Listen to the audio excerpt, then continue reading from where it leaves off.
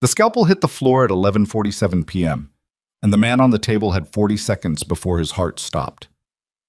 Dr. Roman Hale didn't pick it up. He stood back from the operating table at Caldwell Memorial Hospital in the city of Denton Ridge, his gloved hands trembling, his jaw working without producing sound. The monitors were screaming. The anesthesiologist was calling his name. The circulating nurse was already moving for the crash cart. And in the middle of all of it, a scrub nurse named Mara Solis stepped forward from the corner of the room where she had spent the last 3 hours being ignored, handed instruments she hadn't been asked about, and talked over like she wasn't there. "Move," she said. Not loud, not urgent, just flat and final, the way someone speaks when they have already made a decision and are simply informing the room. She was 32 years old. She had been working at Caldwell for 11 months. She had never once been asked her opinion on anything. 48 hours later, military vehicles would surround this hospital, and the man who had humiliated her in front of an entire surgical team would be standing in a hallway, realizing he had never once understood who was beside him. If this story already has you hooked, stay with me. Follow along, hit like, and drop a comment telling me what city you're watching from. I want to see how far this story travels. Let's go. The first time Dr. Roman Hale noticed Mara Solis, he didn't actually notice her at all. She had come in quietly during the tail end of a staff meeting in September, taken a seat near the back of the room with a cup of coffee that had gone cold, and spent the next 40 minutes watching a man she had never met explain to a room full of nurses why the surgical floor's efficiency numbers were suffering. He used phrases like accountability deficit and chain of responsibility erosion, and when he finally opened the floor for questions, nobody asked any, because the way he held the microphone made it clear the question period wasn't really for questions. Mara had heard that Dr. Hale was the kind of surgeon who filled a room. That was the word people used in the hallways. Filled. He was tall, confident, the sort of man who wore his reputation the way other people wore cologne. He had trained at 2 prestigious institutions, had performed over 400 major surgeries in the past 6 years, and had never, as far as anyone at Caldwell Memorial could remember, been wrong about anything he cared about enough to argue. She had heard all of this, and she had filed it away without much feeling about it either way. She had worked alongside men like that before, in conditions that made a hospital operating room look like a kitchen. And what she had learned was that confidence was easy in a clean, climate-controlled environment. What a person was actually made of didn't show until the environment stopped cooperating. She went back to her coffee and waited for the meeting to end. Her first 3 months at Caldwell were unremarkable by design. She did what she was assigned. She showed up on time. She answered questions directly, didn't editorialize, and made no particular effort to stand out. The other scrub nurses were friendly enough. A woman named Phoebe, who brought in banana bread on Fridays.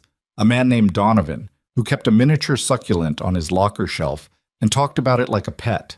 The floor had the particular rhythm of a place that had been running the same way for a long time, which meant it had developed a fixed idea of where everyone fit, and Mara slotted into a role without anyone needing to explain it to her.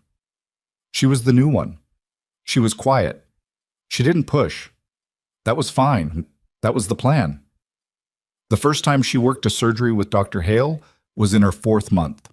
It was a standard laparoscopic procedure, nothing she hadn't seen 100 times. And she spent most of it doing what a scrub nurse does, anticipating instrument handoffs, maintaining the sterile field, staying focused and invisible.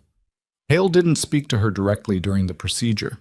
He spoke about her, though, twice, once to tell the circulating nurse that the next instrument should have already been ready before he asked for it, and once to say, to no one in particular, that some people on the team seemed unfamiliar with the rhythm of the room. Both times, it was aimed at her. Both times, she didn't react. After the surgery, Phoebe caught up with her in the scrub room and gave her a look that said, "I'm sorry," without using any words. "He does that with the new ones," Phoebe said.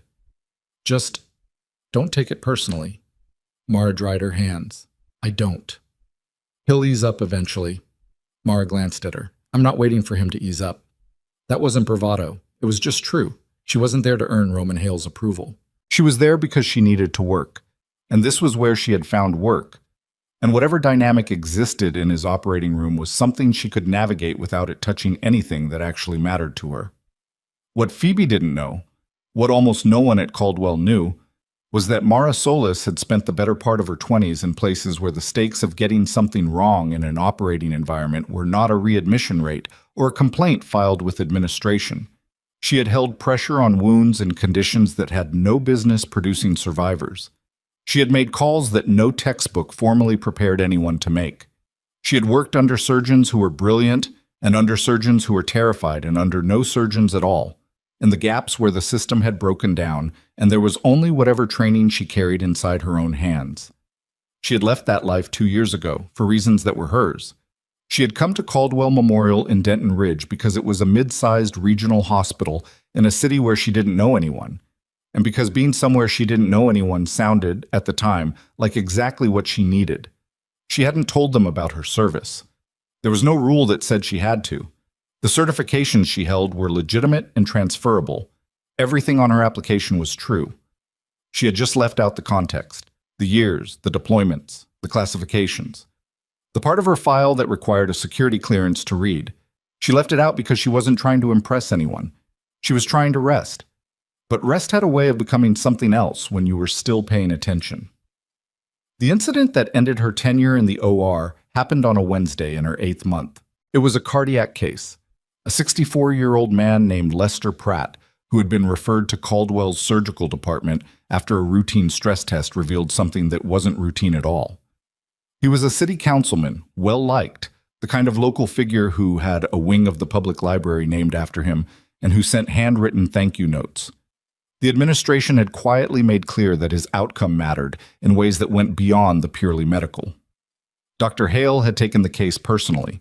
This was the kind of surgery he was good at, and the kind of patient that made surgeries like this more visible, and he had walked into the OR that morning with the particular energy of someone performing for an audience that wasn't in the room.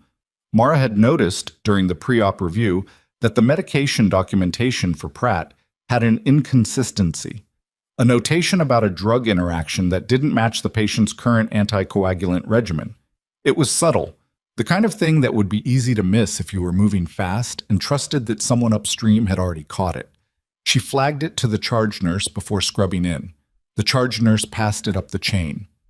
By the time it reached Dr. Hale, it had been filtered through 2 other people, and what arrived at his attention was a compressed version. One of the scrub nurses had a concern about the medication chart. He looked at it for 30 seconds. Then he said the concern had already been addressed by pharmacy and they were proceeding. Mara, standing 6 feet away, didn't believe that was true, but she wasn't in a position to contradict the attending surgeon in a pre-op hallway based on a feeling, so she went in and scrubbed and took her position and told herself she would watch. The surgery started well.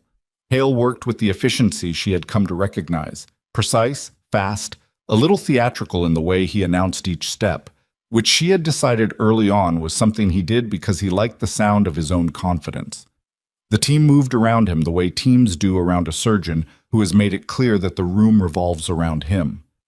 40 minutes in, Pratt's pressure started to drop. It wasn't catastrophic. Not yet. It was the kind of drop that had explanations, that could be a dozen things, that a veteran anesthesiologist would start working through systematically. And the anesthesiologist on that case, a quiet man named Dr. Orman, was doing exactly that. He made adjustments. He called the numbers. He watched. Mara watched too. She watched the way someone watches when they have already run through the variables and arrived at a conclusion they don't want to have. She looked at the medication log clipped to the side of the field cart. She looked at the drip rate. She looked at the monitor. Then she said quietly to no one in particular, "The interaction." Dr. Orman looked at her. "The anticoagulant flag from pre-op," she said. "If pharmacy didn't adjust the protocol, the dosing we're running is compounding the bleed risk. His pressure is going to keep dropping." The room went very still. Dr. Hale looked up from the field. "Excuse me?" "The medication flag," she said. "The drug interaction concern from before we came in. If that wasn't resolved, I told you that was handled." "I understand. I'm saying the pressure drop is consistent with it not being handled." He stared at her. The monitors were still going. The numbers on the display hadn't changed, which meant they hadn't gotten worse yet, which was the thing he was about to use. "The pressure drop is within normal range for this phase of the procedure," he said, "and I'd appreciate it if the scrub nurse would focus on her instruments." "Dr. Hale, we're in the middle of a surgery." His voice had the particular flatness of a man who had decided that the best way to end a challenge was to make the challenger feel small. If you have concerns about pharmacy protocols, you can raise them in the appropriate form, which is not here. She didn't say anything else. She went back to her instruments. 4 minutes later, Pratt's pressure crashed. It wasn't the kind of crash that had one simple cause, and the next 14 minutes were controlled chaos. Orman running through adjustments, the team responding, Hale calling for additional intervention while his hands stayed in the field. They stabilized Pratt. It took longer than it should have, and 2 of the corrections that Orman made in those 14 minutes were exactly what Mara had been pointing toward. Pratt survived. He went to recovery in fair condition. The team held it together. And then Dr. Hale, standing at the scrub sink with his hands under the water, said to the wall in front of him, "I want that scrub nurse off my cases." Phoebe, who was behind him, said nothing. "I don't need someone second-guessing clinical decisions from the instrument table," he said. "It's a distraction, and it's dangerous. I'll be speaking to the charge nurse and to administration." He walked out before anyone could respond. Mara got the meeting request from the nursing supervisor, Anita Garza, 2 days later. She sat across from Anita in a small office that smelled like old coffee and air freshener, and she listened while Anita walked through the situation with the careful, measured tone of someone who had been in administration long enough to understand that her job was to absorb conflict, not resolve it. "Dr. Hale has submitted a formal concern," Anita said. "He's requesting that you be reassigned off surgical rotation." Mara nodded. "The concern is about, and I'm quoting here, disruptive communication during active surgical procedure. He's saying I interrupted the surgery. He's saying the interruption created a distraction that affected the team's performance." Mara looked at her hands. They were still. They had always been still under pressure. It was one of the things that had been trained into her so early and so deep that she didn't think about it anymore. It was just part of how she worked. "Is there anything you'd like to say for the record?" Anita asked. "I raised a medication concern pre-op," Mara said. "It was dismissed. The concern turned out to be valid. The patient was stabilized." "The patient was stabilized," Anita agreed in a tone that acknowledged this without allowing it to be conclusive. "So the outcome supports the concern." "The outcome was positive," Anita said carefully, "but the manner in which the concern was raised during the procedure in a way that Dr. Hale perceived as a challenge to his authority, in a way that happened to be correct." Anita set the paper down. Mara waited. "I believe you did what you thought was right," Anita said. "I think most people in that room probably believe the same thing. But Dr. Hale has seniority, he has the relationship with administration, and he has the formal authority in that OR. I don't have the standing to override his request." "I'm not asking you to." Anita looked at her, and for just a moment, something in her expression shifted. Not sympathy exactly, but recognition. Like she was seeing someone she hadn't expected to find in this particular chair. "You're going to be reassigned to Central Supply," she said. "Basement level, effective next Monday." Mara nodded and stood up. "I'm sorry," Anita said. "I want you to know that." "I know," Mara said.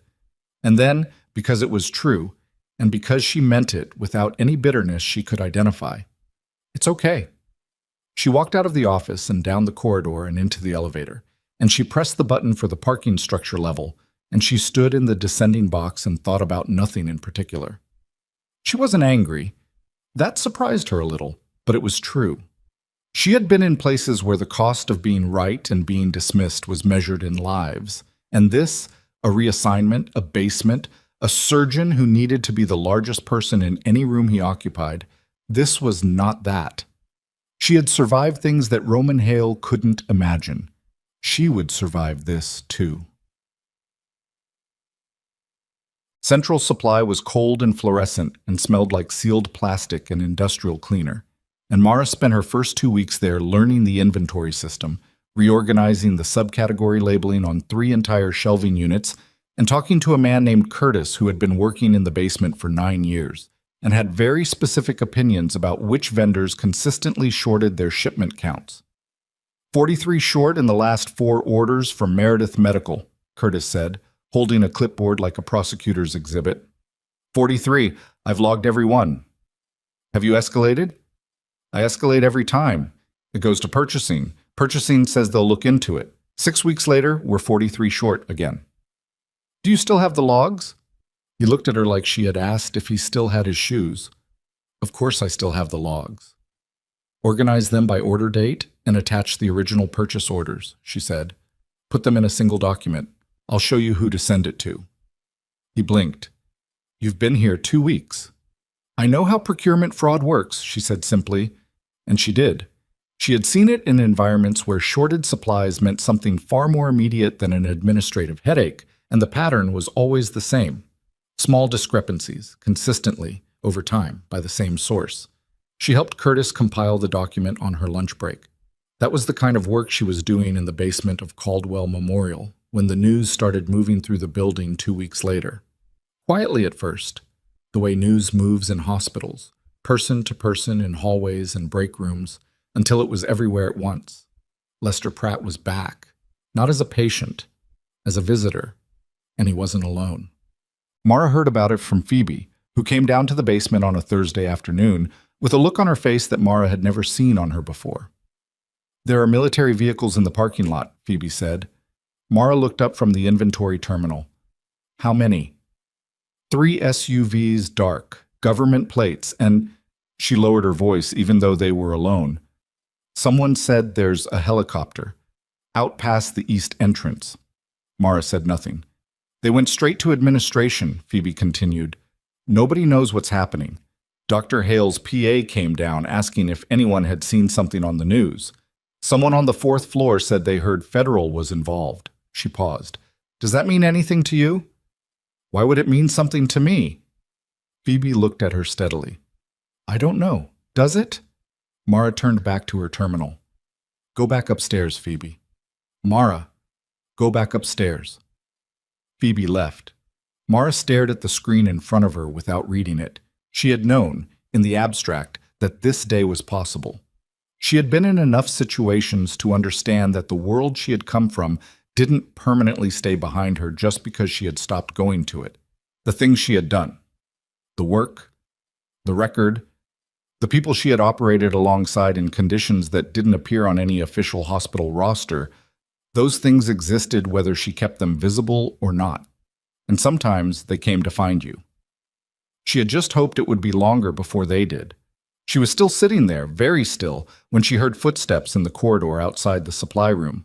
Not one set, several. The door opened. The man in the center of the doorway was in his late 50s, with the kind of posture that didn't come from a gym. Beside him were 2 others in civilian clothes that fit like uniforms anyway. Behind them was Anita Garza, looking like she had aged 3 years since the last time Mara had seen her. And behind Anita was Dr. Roman Hale, whose expression Mara had never seen before, not in any surgery, not in any hallway, an expression she would best describe as confusion that was very close to fear. The man in the center looked at Mara. Staff Sergeant Solis, he said. She hadn't heard that title in 2 years. It landed differently than she expected. Not painfully, just with weight. I go by Mara now, she said. Or Mrs. Solis, if you need a title. Fair enough. He stepped forward and offered his hand. Brigadier General Dale Cousins, I apologize for arriving without notice. She shook it. His grip was what she expected. Solid, no theater. What's the situation? She said. He glanced briefly at Anita and at Hale, then back at her. We have a critical casualty, classified OP. The asset is in transit and has approximately 50 minutes. The nature of the injuries requires someone with a very specific skill set. He paused. Your name came up immediately. Who's the attending physician? We have a field surgeon. He's been managing transit. He needs a primary. He said it without any particular emphasis, but the implication was clear. You need a primary, not a secondary. Yes. She looked at him for a moment. Then she looked past him at Roman Hale, who was standing in the corridor of the hospital basement next to military personnel who had walked past him without asking his name. His face was doing something complicated. She looked back at General Cousins. Give me 2 minutes, she said. She went to her locker at the far end of the supply room. It had a combination she hadn't shared with anyone. Inside, behind 2 sets of extra scrubs and a pair of spare shoes, was a duffel bag. It was military-grade, sand-colored, showing 2 years of non-use in the way its exterior had settled into its own creases. She pulled it out and slung it over her shoulder. She walked back to the doorway. Hale was still standing there, his mouth opened. "She's a scrub nurse," he said. It came out reflexive, like an argument his body had started before his mind could stop it. General Cousins turned to look at him with the specific patience of a man who had dealt with this category of misunderstanding before and had no interest in being unkind about it. Staff Sergeant Solis spent 7 years operating as a forward surgical specialist embedded with special operations units across 3 combat deployments, he said. She has a classified record of clinical interventions in active combat environments that most surgeons with full OR privileges will never encounter in their careers. He paused. "She's not a scrub nurse, Dr. Hale. She just works here." The silence that followed was the kind that takes up space. Mara shifted the duffel on her shoulder. "Brief me in the vehicle," she said to Cousins, and she walked out. She didn't look back at Roman Hale. She didn't need to. The elevator doors opened and she stepped in, and through the gap as they closed, she had one last image of the basement corridor. Curtis, with his clipboard, frozen mid-step, watching her go. Anita Garza with both hands pressed flat against her thighs. And Roman Hale, the chief of surgery, standing in the hallway of his own hospital, looking at the space where she had been. The doors shut. The elevator rose. Outside, through the glass of the lobby, she could already see the vehicles, dark and idling, and beyond them, past the east lot, the pale flicker of rotor wash against the evening sky. 50 minutes. She had worked in less. The SUV smelled like leather and gun oil, and the particular tension that collects in enclosed spaces when people are trying not to say what they're actually thinking. Mara sat in the back seat with the duffel between her feet and General Cousins beside her. One of the civilian clothesmen was in the front passenger seat, and the driver hadn't spoken since they pulled out of the Caldwell Memorial parking lot. Through the window, Denton Ridge scrolled past in the amber of early evening. Gas stations, a strip mall with a nail salon and a tax office, a school with a chain-link fence, all of it ordinary in a way that felt briefly strange to her, the way familiar things sometimes look wrong when you're shifting context too fast. "Asset's name is Greer," Cousins said, without preamble. "That's all you need. He's been under for 14 months. Extraction was triggered 40 hours ago after his cover was compromised." "Nature of the exposure?" "Chemical and mechanical. He took a compressed gas canister, modified delivery at approximately chest height. Blunt trauma with secondary inhalation component. The compound is still being classified, but field analysis suggests an organophosphate derivative. Field surgeon managed the acute phase in transit. What's left is unstable," she said. "Yes." "What's his SATS?" Cousins looked at the man in the front seat, who was already pulling something up on a tablet. He turned and handed it back. Mara scanned the vitals summary. Transport readings, time-stamped, the last entry 47 minutes old. She read the oxygen saturation number and did not let her face change. "When was the last clean airway check?" 30 minutes ago, per the field surgeon. "And the chest trauma? What's the imaging show?" "We have a field ultrasound, left side." He tapped the tablet. She was already looking at it. The image was grainy, taken under conditions that didn't include ideal positioning, but she had read worse. She had read imaging taken in vehicles that were still moving, in light that was mostly gone, by people whose hands weren't fully steady. She handed the tablet back. "He needs a chest tube and a full decontamination protocol before anyone goes back into the cavity," she said. "In that order. The decon isn't optional. If the compound is still active on tissue, anyone working without proper protection is a casualty too. We have hazmat capability on site." "Where are we going?" "Fairstead." He said it the way people say words that mean something specific to a specific community, a name that wasn't on any public map of Denton Ridge, but that she understood to mean a facility, one of the interim staging sites that existed between the official infrastructure and the operational reality. "How long?" 12 minutes. She settled back in the seat and ran through the procedure in her head, not because she was uncertain, just because that was how she worked, not assuming she had it, checking that she had it, There was a difference, and the difference mattered when the margin was this thin. The SUV turned off the main road and onto a surface that wasn't labeled. The streetlights stopped. Through the windshield, she could see low buildings, prefab and dark, and lights that were deliberate, placed to illuminate specific areas without broadcasting to anything overhead. She had been in places like this before. The vehicle stopped, and she was already reaching for the duffel. The man on the table inside the second building didn't look like what the file had described, which she had expected.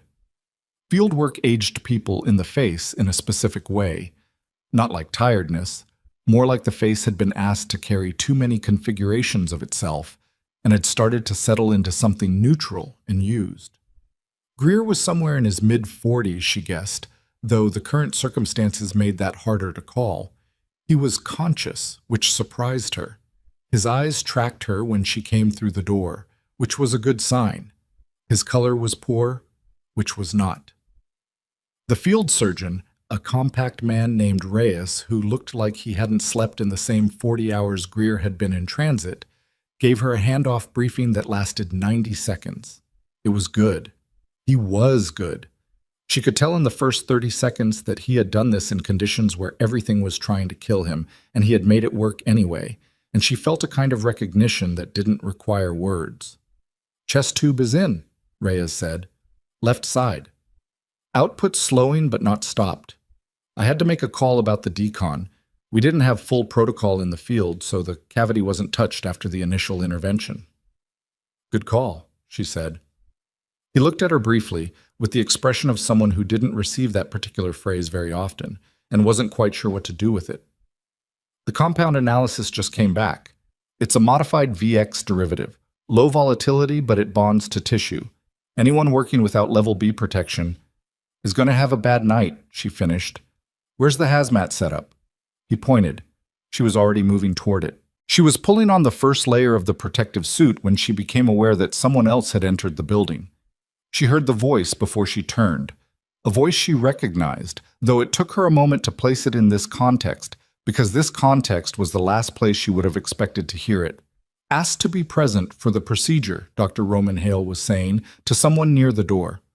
"I have surgical credentials, and I was told—" She turned. He was there. He had driven himself, she guessed, or had followed the convoy. She didn't know, and it didn't matter. He was in his civilian clothes, no lab coat, and he looked both out of place and determined not to show it, which she recognized as the particular expression of a man who was trying to reassert geography he felt had been taken from him. General Cousins was beside him, with the face of a man managing a situation he had not authorized. Hale's eyes found her. Something moved across his face, not quite acknowledgement, more like a recalculation happening in real time. "I can assist," he said. "I'm a cardiothoracic surgeon. Whatever the procedure, Dr. Hale." She said it without heat. "This patient has tissue-bonded chemical contamination. You can't work this case without level B hazmat training and certification."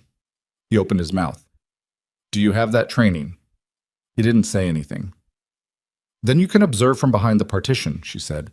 "Don't touch anything." She turned back to the suit. Behind her, she heard him say something to Cousins, not loud enough to make out, and she heard Cousins respond in a tone that was quiet and final. Then there was no more discussion.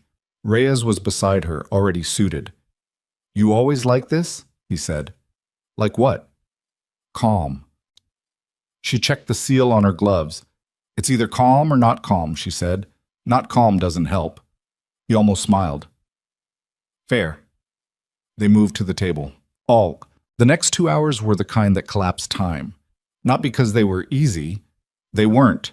Greer's left lung had taken more structural damage than the field ultrasound had shown, which was a problem that announced itself 14 minutes into the procedure when his pressure spiked in a way that had only 2 explanations, and one of them was worse than the other. Mara called it out loud before the monitor fully registered the change, and Reyes had the equipment she needed in his hand before she finished the sentence, which meant they had worked like this before. Not together, but in the same general category of circumstance, where the read and the response happened at the same speed. The chemical contamination complicated everything. Every instrument had to be managed for secondary exposure. Every tissue surface had to be assessed twice before intervention.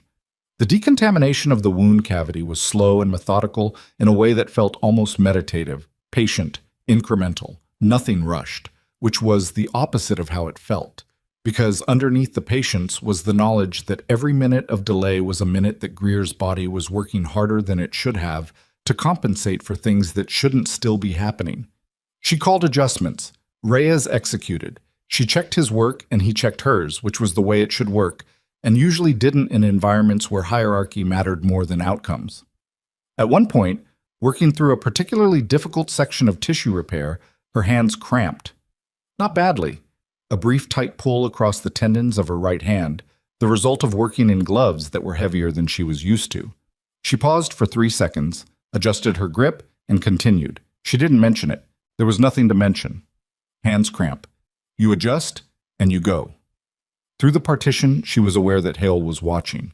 She didn't look at him. She knew he was there the way you know a thing is in the room without needing to orient toward it, a presence in her peripheral awareness that she categorized and set aside.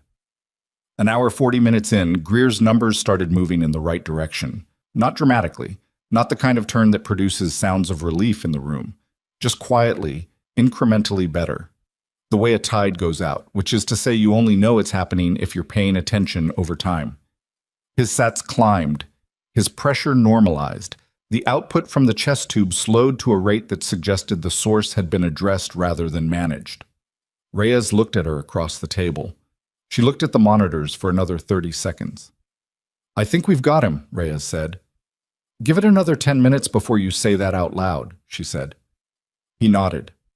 They waited. 10 minutes later, Greer's vitals had held. She stepped back from the table and let Reyes finish the closure. She stripped the outer layer of her gloves and turned toward the decon station, and it was only in the process of moving through the decontamination protocol that the 2-hour compression released, and she felt the full duration of it land in her legs and her back and the base of her neck. She stood under the wash and breathed. Outside the decon station, she found a folding chair and sat in it. Someone had put a bottle of water near the wall. She drank half of it. General Cousins appeared.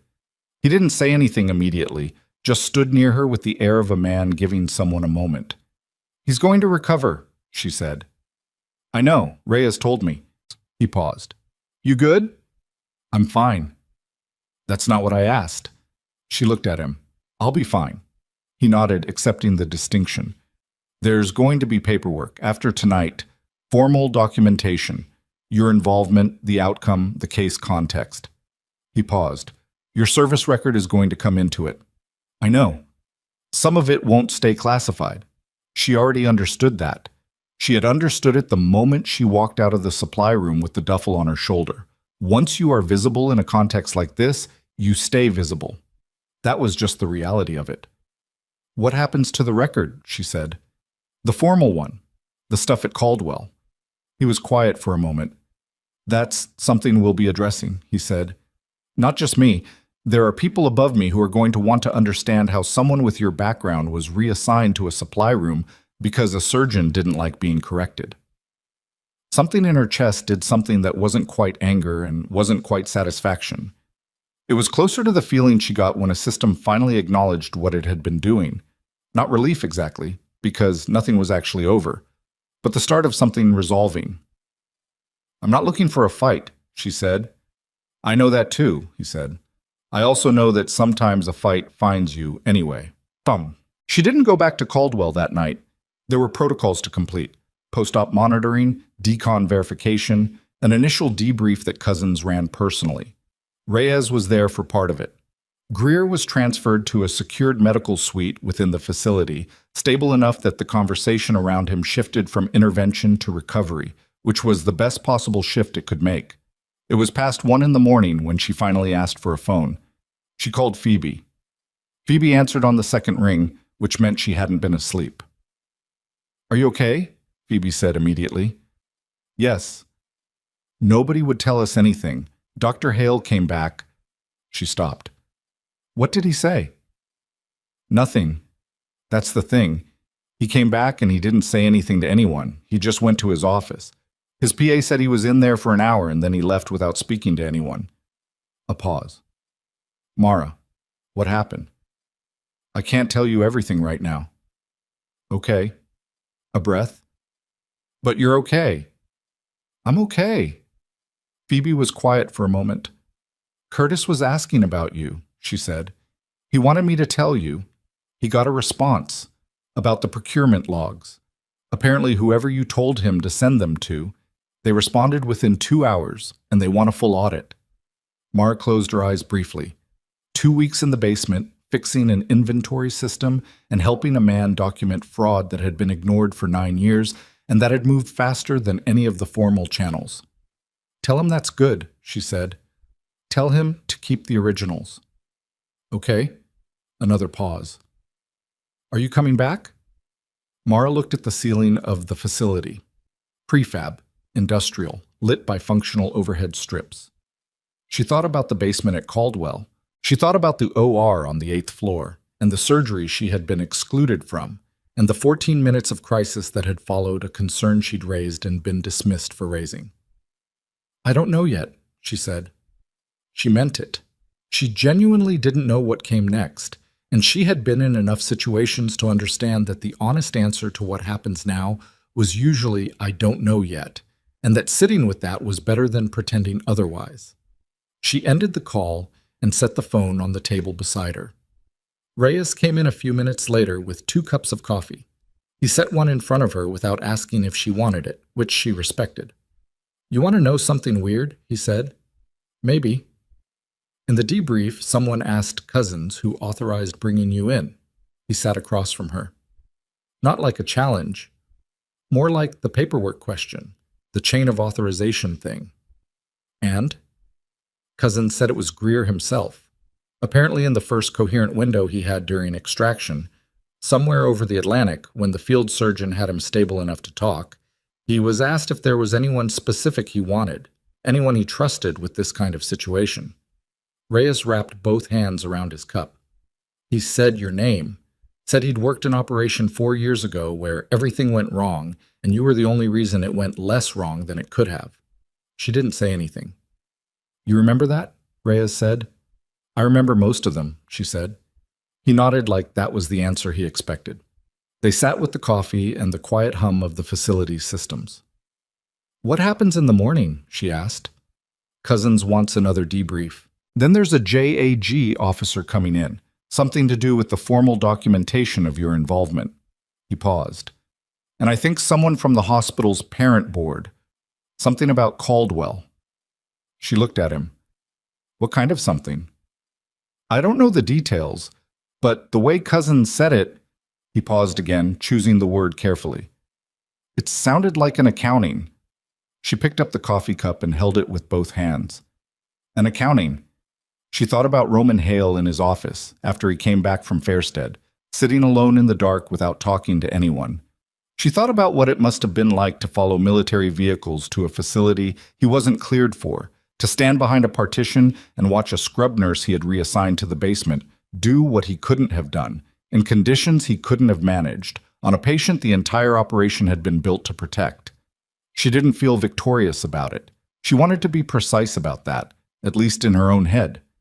What she felt was something more complicated, something that involved the length of the past 8 months and the particular exhaustion of being competent in an environment that had decided to read her competence as a threat. What happened in the morning was going to be what it was going to be. She had stopped trying to manage how things resolved a long time ago.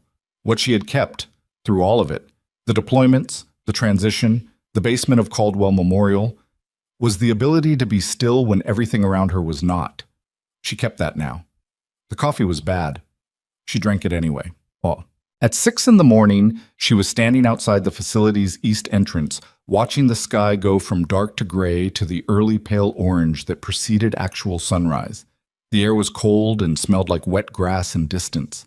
She had her jacket on and the duffel at her feet, and for a few minutes there was nothing she needed to do and no one who needed anything from her. And she stood in that and let it be what it was. She heard the door open behind her. A different set of footsteps. Not Cousins, not Reyes. Heavier, and with the slight asymmetry of someone who had a knee that didn't work the same on both sides. She knew that pattern. She turned. The man in the doorway was in his early 60s, in a dark suit that fit the way clothes fit people who don't think about clothes. His hair was mostly gray. He was carrying a folder, which was the kind of detail you noticed when you had been trained to notice details. "Ms. Solis," he said. "Yes." "My name is Warren Aldridge. I'm the Deputy Director of the Office of Inspector General for this district." He stepped out and closed the door behind him. "I've been briefed on last night's events. I've also been reviewing some documentation that was forwarded to my office late yesterday." She waited. "A procurement audit request," he said, "from a supply technician at Caldwell Memorial. It included records of systematic inventory shortfalls from a single vendor over a 14-month period." He paused. "Someone apparently helped him organize and submit that documentation 2 days ago." "He had been trying to escalate it for months," she said. "The documentation was already there. It just needed to go to the right place." Aldridge looked at her with the careful assessment of someone deciding how much of his own read to show. "It went to the right place," he said. "We opened a formal inquiry at 4 o'clock this morning." He paused. "That's a separate matter from why I'm here, but I thought you should know." "Why are you here?" He opened the folder, looked at something in it, and then closed it again. "There are people at Caldwell's parent organization who became aware over the course of last night that a nurse who was reassigned to a supply room for disciplinary reasons had just been called in by the Department of Defense to perform a classified surgical intervention that their chief of surgery was not qualified to perform." He said it very evenly. "They would like to understand how that happened." "Which part?" "Both parts," he said. "How she ended up in the supply room and how she ended up here." The sky had shifted to something clearer. Somewhere past the facility fence she could hear birds. Small, ordinary, nothing remarkable. "I didn't file a complaint," she said. "No," he said. "You didn't need to." He handed her a card, his direct line, his office address, and emails she would not use because she didn't do things by email. "Someone will be in touch today," he said. "There's going to be a formal review of the circumstances that led to your reassignment. Given the context that's now on record, the outcome of that review is likely to be—" He stopped, like he was choosing the word. "Significant," he said. She turned the card over in her hand. Plain, no embossing. "Dr. Hale," she said, "is he aware of any of this?" Aldridge looked at her steadily. "He became aware of a portion of it approximately 45 minutes ago," he said, "when 2 of my colleagues arrived at his home." The morning air was very still. She thought about what that meant. What it meant for a man who had spent his career being the person who arrived to have authority exercised on, to be the one who answered the door. She looked out at the fence line. She felt something settle in her. Not victory, not relief, but the particular quiet that arrives when the weight you have been carrying is finally, formally, seen by the people with the power to do something about it. And then, under that, something else. Something smaller and colder. A thought she hadn't had space for until now. That the review was starting. The audit was open. The formal documentation was in motion. But there was still the question of Greer. Specifically, there was the thing that Reyes had mentioned in passing during the night. The thing she hadn't followed up on because the timing hadn't been right. The detail that had snagged at the edge of her attention and stayed there. Greer's exposure hadn't been random. The canister had been targeted. And if it had been targeted, then whoever had targeted it had known enough to know where he would be, which meant something about the operation's security structure had broken down before the extraction was triggered. Which meant the accounting she was facing in the morning wasn't just about Caldwell Memorial. It was about what Greer knew, and who else knew it, and whether the people who had tried to kill him with a modified chemical compound were still trying. She put the card in her jacket pocket. Behind her, the facility door opened again, and she heard Cousin's voice, not to her, to someone on a phone, with the particular clipped urgency that she recognized as the register a person uses when something has changed, and the thing that's changed is not good. She picked up the duffel, turned around, and walked back inside. Cousins was standing in the corridor outside the operations room with his phone pressed flat against his chest, not to his ear, which meant the call was over, which meant whatever had been said was already done. She read him in the first 2 seconds, the set of his jaw, the way he was standing slightly forward on his feet, the posture of someone who had just received information that required immediate physical response, and was holding himself still by discipline rather than comfort. "What happened?" she said. "Greer's awake," he said. "He's been awake for about 20 minutes. He's coherent." He paused. "He's been talking." "About what?" Cousins looked at her in a way that meant the answer to that question was more complicated than the question suggested. "Come inside," he said. The operations room was the largest space in the facility. Not large by any civilian standard, but large relative to the rest of the building, with a long table and screens along one wall and the particular quality of air that accumulated in rooms where people spent long stretches not opening windows. Reyes was there. Two other people she didn't recognize, one in uniform, one not, were standing near the far wall. They both looked at her when she came in, and she cataloged the look without responding to it. Cousins closed the door. "Greer says the canister wasn't random," he said. "He told us that during the initial extraction window, but the field surgeon documented it as possible trauma-induced confusion. In the last 20 minutes, he's been clear, consistent, and specific.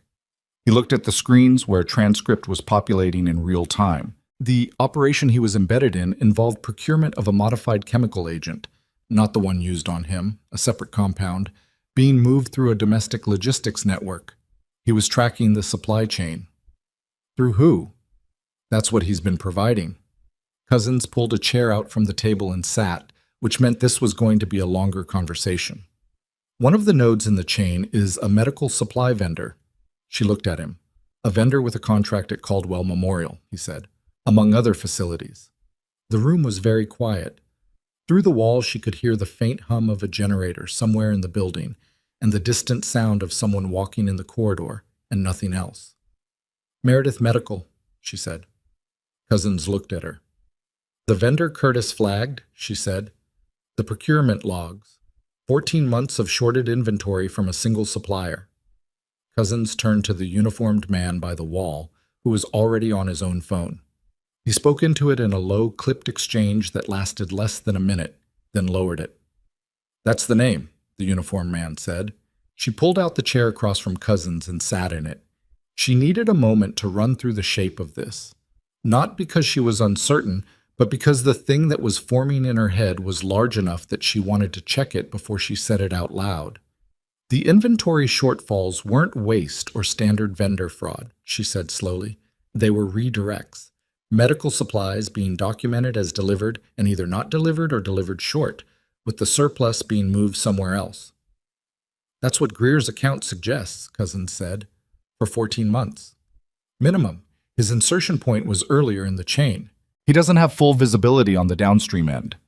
She thought about Curtis with his clipboard, 9 years of logging discrepancies that no one in administration had followed up on, 9 years of the numbers not matching and the system declining to ask why. And she thought about the fact that she had been in that basement for less than 3 weeks and had seen it in the inventory patterns inside of the first 10 days and had assumed it was ordinary procurement fraud because ordinary procurement fraud was the simplest explanation. The simplest explanation was usually right, but not always. "Is Greer secure?" she said.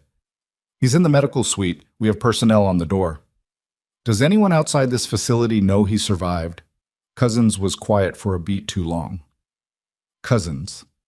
His extraction was documented through standard channels," he said, "which means the status update, that he was extracted alive, and was processed through a system that we now have reason to believe has a compromised node. So whoever sent the canister knows he didn't die." "That's the current assessment, yes." She stood up. She wasn't sure exactly what she was going to do next, which was an unusual position for her, and she handled it the way she handled unusual positions. She moved and let the movement clarify the decision. "What do you need from me?" she said. "Right now," Cousins said, "I need you to go talk to him. He's asking for you specifically, and he has information that needs to come out in the right order, and he trusts you." He paused. "Also, I'm not going to pretend otherwise. You have a clinical context that I don't, and if something changes in his condition, I need someone in that room who can respond." Reyes is managing the decon verification, and he needs to stay on that. If the compound is still active on any of the equipment, We have a secondary exposure risk that I can't ignore. He looked at her steadily. You're the most qualified person in this building to be in two places at once, and I'm asking you to pick the one that matters more right now. She looked at him for a moment. That's a manipulation. Yes, he said without apology. It's also true. She went to the medical suite. And Greer was propped at a partial angle in the bed, not sitting up, not flat, the particular positioning of someone whose chest didn't yet have the full expansion of breath it was supposed to have. His color was better than it had been on the table, which was a low bar but a bar nonetheless. There was a monitor beside him, readings she checked without looking like she was checking them. Pulse ox 89. Better. Not good. He watched her come in with eyes that were clearer than she'd expected. You're Solis, he said. Yes. You look different than I remember. It's been 4 years. He made a sound that was almost a laugh, brief and short-stopped by the pull of his ribcage. You haven't changed. You have, she said, pulling the chair from the corner and sitting beside the bed, close enough to talk at a volume that didn't carry. Don't try to be charming. It's costing you oxygen. He smiled, and it was the kind of smile that acknowledged the accuracy of the criticism without really caring about it. They tell me you ran the procedure last night. Reyes ran the procedure. I was primary. Same thing. Not really. He looked at the ceiling for a moment. There's a list, he said. In here. He tapped his temple with 2 fingers, the gesture of a man who had been keeping things internal for so long the habit was physical. Names, transfer points, 2 facility contacts. I've been giving it to Cousins, but there's a piece of it I haven't given him yet because I needed to be sure of something first. Sure of what? He looked at her directly. That the piece I'm about to give isn't going to get buried. She held his gaze. Say what you mean. One of the facility contacts, he said. It's not Meredith Medical's end. It's the receiving end. Someone inside a hospital administration. Someone with purchasing authority who was signing off on the shortfalls as resolved. He stopped and breathed, the careful, measured breath of someone monitoring their own capacity. I need to know that information goes somewhere that can't be walked back. It goes to Cousins, and the IG's office has an open inquiry as of 4 this morning. Something in his face shifted, the particular shift of a man who has been holding something for a very long time and has just been told there might be a place to put it. Caldwell, he said. She was very still. The hospital administrator, he said. Name is Forsyth, Marcus Forsyth. He's been signing off on reconciled purchase records from Meredith for at least 11 months. They flag a discrepancy. He closes it out as vendor error with no follow-up, and the shipment stays short. He paused. In exchange for what? I don't know exactly. Money, probably. Maybe more. That's what I was working toward when everything went wrong. Mara sat with that for a moment. Marcus Forsyth was Anita Garza's supervisor. He was the man 2 levels above the meeting where Anita had apologized to her and told her there was nothing she could do. He was the man who had the authority to override Dr. Hale's complaint if he had wanted to and who had declined to. He had declined to because a scrub nurse making noise about irregularities in the supply room, even in the abstract, even indirectly, was a liability to someone who was in the process of signing off on an 11-month procurement fraud. You're sure about the name? She said. I've seen his signature on 4 documents, Greer said. I know what I'm sure about. She stood up. She needed to tell Cousins. She needed to tell Aldridge. She needed both of those things to happen in the right order, and she needed to be the one who moved them, because if she handed this off without a clear chain of communication, it would slow down. She was at the door when Greer spoke again. Solis? She turned. However this goes, he said. Thank you. She looked at him, pale, monitors running, a man who had spent 14 months in the dark on behalf of something that hadn't protected him well enough on the way out. He looked like what he was, tired and intact, which was all that could have been hoped for. Rest, she said. Your lung still has fluid in the lower lobe. If you keep talking at this volume, it's going to pool. Is that your way of saying you're welcome? It's my way of saying rest. She went back into the corridor. The next 4 hours had the structure of controlled urgency. Not chaos, Cousins ran things too tightly for chaos, but the particular organized pressure of multiple processes running at the same time, each one dependent on the others, each one containing the possibility of breaking somewhere it couldn't be fixed. Aldridge had to be reached. His direct line went to voicemail on the first attempt, which cost 7 minutes. And in those 7 minutes, Mara sat in the operations room and watched the transcript from Greer's initial session scroll on the screen and thought about 11 months of paperwork bearing Marcus Forsyth's signature, closing out discrepancies that a supply technician in a basement had been trying to escalate for 9 years. Aldridge called back. She wasn't on that call. She was down the corridor in the makeshift supply area that the facility used for medical contingencies, checking the inventory that had been used on Greer against what they had remaining, because Cousins had asked, and because she was the only person in the building who could move fast through a supply audit. She had the count done in 11 minutes. She left it written on a yellow notepad on the table, clear, organized, totals at the bottom, because that was the kind of task that didn't need to be reported verbally. When she came back, Cousins met her in the corridor with a look that meant Aldridge had been told and the information had landed. "Forsyth's office is being secured," he said. "Has he been notified?" "No." "Will he find out through other channels before—" "We're aware of that risk," he said. "They're moving now." He paused. "There's something else. The 2 colleagues Aldridge sent to Hale's house this morning. Hale has been cooperative. Apparently, he had documentation he'd been holding. Details about a conversation with Forsyth from several months ago regarding the supply room situation." He looked at her carefully. "Hale claims he raised concerns about the supply discrepancies through informal channels and was told to let it go." She looked at him. "I'm not asking you to believe that," he said. "I'm telling you what's in the preliminary record." "I'm not deciding what to believe right now," she said. "That's not my job." "No," he said. "It's not." He was quiet for a beat. "But it's going to be part of the formal review. His record, your record, the sequence of events." She understood what he was telling her, that Roman Hale's culpability was going to be more complicated than villain and victim, which was frequently how culpability turned out to be when you looked at it closely, and that the story the review would produce might not be the one that looked the cleanest from the outside. She could live with that. She had never needed it to be clean. "When does the formal review start?" she said. "There's a preliminary session this afternoon at Caldwell. The board's parent organization has convened a panel." He paused. "They want you there." "For what purpose?" "Testimony," he said, "about the pre-op medication flag, about the surgical event, about your reassignment and the circumstances around it." He looked at her steadily. "You don't have to go." "I know." She thought about Anita Garza saying, "I'm sorry, I want you to know that." She thought about Curtis with his 9 years of logs. She thought about Lester Pratt on a table with a pressure drop that took 14 minutes longer to address than it should have. "I'll be there," she said. Cousins nodded.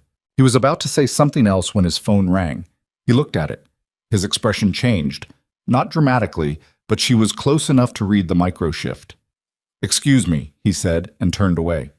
She watched him walk toward the operations room, phone pressed to his ear, his posture carrying the particular weight of a man hearing news that had no good components. She waited. He came back 90 seconds later. "Forsyth is gone," he said. "Gone how?" "His office was empty when the IG arrived. His car is gone from his home. His assistant says he left the hospital an hour ago without explanation." He looked at her. "His phone is off." The facility hummed around them. Somewhere in the medical suite, monitors were beeping at a steady, patient rate. Outside the walls, the morning had fully arrived. Light, ordinary, indifferent to what was happening inside. "He knows," she said. "Yes." "How?" Cousins pressed his lips together briefly. "That's what we're trying to determine.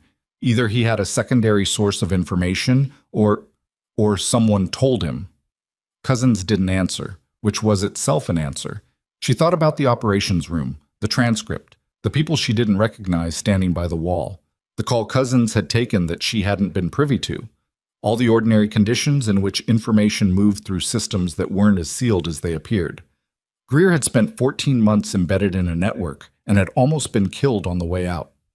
Forsyth had fled before IG personnel could reach his office.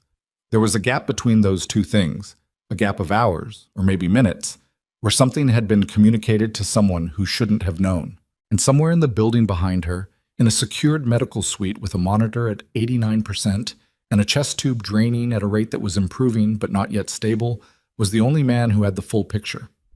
She turned back toward the medical suite. Behind her, she heard Cousins on his phone again, calling someone, his voice dropping to the register he used when the situation had escalated past the point where tone could soften it. She pushed open the door to the corridor and stopped. The door to Greer's suite was ajar. It had been closed when she left. She was certain of that, certain in the way she was certain of things she had trained herself to track, the automatic notation of state and position that had kept her alive in environments where a door being open or closed was the difference between a room that was safe to enter and one that wasn't. The personnel who had been stationed outside were gone. Both of them. She didn't run. Running made noise and announced her position. She moved fast and low and quiet, the way she had moved through a dozen other environments that had decided without warning to become something other than what they appeared to be. And she reached the door and pushed it the rest of the way open with the flat of her hand and took in the room in a single, comprehensive look. Greer was still in the bed, still conscious. His eyes were wide and locked on a point across the room. In the corner beside the secondary equipment rack stood a figure she didn't recognize. Civilian clothes, the particular stillness of someone who had arrived with a purpose and had not yet completed it, holding the monitor cable in one hand and looking at Mara with the expression of someone who had not expected to be interrupted. The monitor beside Greer's bed went silent. 3 things happened in the same second. Greer's monitor went silent. The figure in the corner registered Mara as a threat and shifted his weight toward the door. And Mara made a decision. Not a slow one, not a considered one, but the kind that came from years of training that had compressed complex variables into immediate physical response. She didn't go for the door, she went for the equipment rack. The figure was closer to the door than she was, and bigger than she was, and she had no illusions about a straight-line confrontation. What she had was the rack. A steel-frame medical cart on wheels, loaded with monitoring peripherals and IV supplies, positioned between her and him with approximately 4 feet of clearance. She grabbed the near edge and drove it. It didn't go cleanly. The wheels caught on a seam in the floor tile, and the rack skewed sideways instead of straight, which meant it hit him in the hip and shoulder rather than center mass, which meant it didn't take him down, but it did change his angle, and the door he had been moving toward was now behind him at the wrong geometry. And in the 2 seconds it took him to recover and reorient, she had crossed the room. She wasn't trying to restrain him. She wasn't trained for restraint in a context like this. That was a different specialty, and she knew her limits. What she was trying to do was create noise and delay, because noise and delay were what she had instead of personnel and a weapon, and in her experience, noise and delay were frequently enough. She got one hand on his arm. He pulled. She held. He was stronger than she was by a margin she could feel in the tendons of her wrist, and she had about 4 more seconds before that margin became conclusive. So she did the thing that wasn't in any manual. She dropped her weight instead of fighting it, which unbalanced both of them, and they went down into the secondary equipment rack on the near wall, and the crash was loud enough that it reached the corridor because the door swung open 30 seconds later and 2 facility personnel came through it fast. It took them another 20 seconds to fully secure him. Those 20 seconds were not elegant. She ended up against the wall with her knees on the floor and her right wrist aching from the pull, and something that felt like a bruised rib developing on her left side from the rack. She stayed there for a moment, breathing. Greer said from the bed, "Are you hurt?" "No," she said. Then, because she was trying to be accurate, "Not badly." One of the facility personnel, a woman, early 30s, with the professional economy of movement that meant she was military or had been, crouched beside Mara. "Can you stand?" "Yes." She stood. Slowly, because her left side was asking her to reconsider, but she stood. His monitor cable was disconnected. Get it back on him and pull his last 5 minutes of readings. The woman was already moving toward the bed. Mara looked at the man on the floor. He was face down, controlled, saying nothing. She didn't recognize him. That was the fact she kept returning to. She had cataloged everyone in the building when she arrived. and he was not among them, which meant he had come in after, which meant someone had let him through. She left that thought where it was and walked to the door.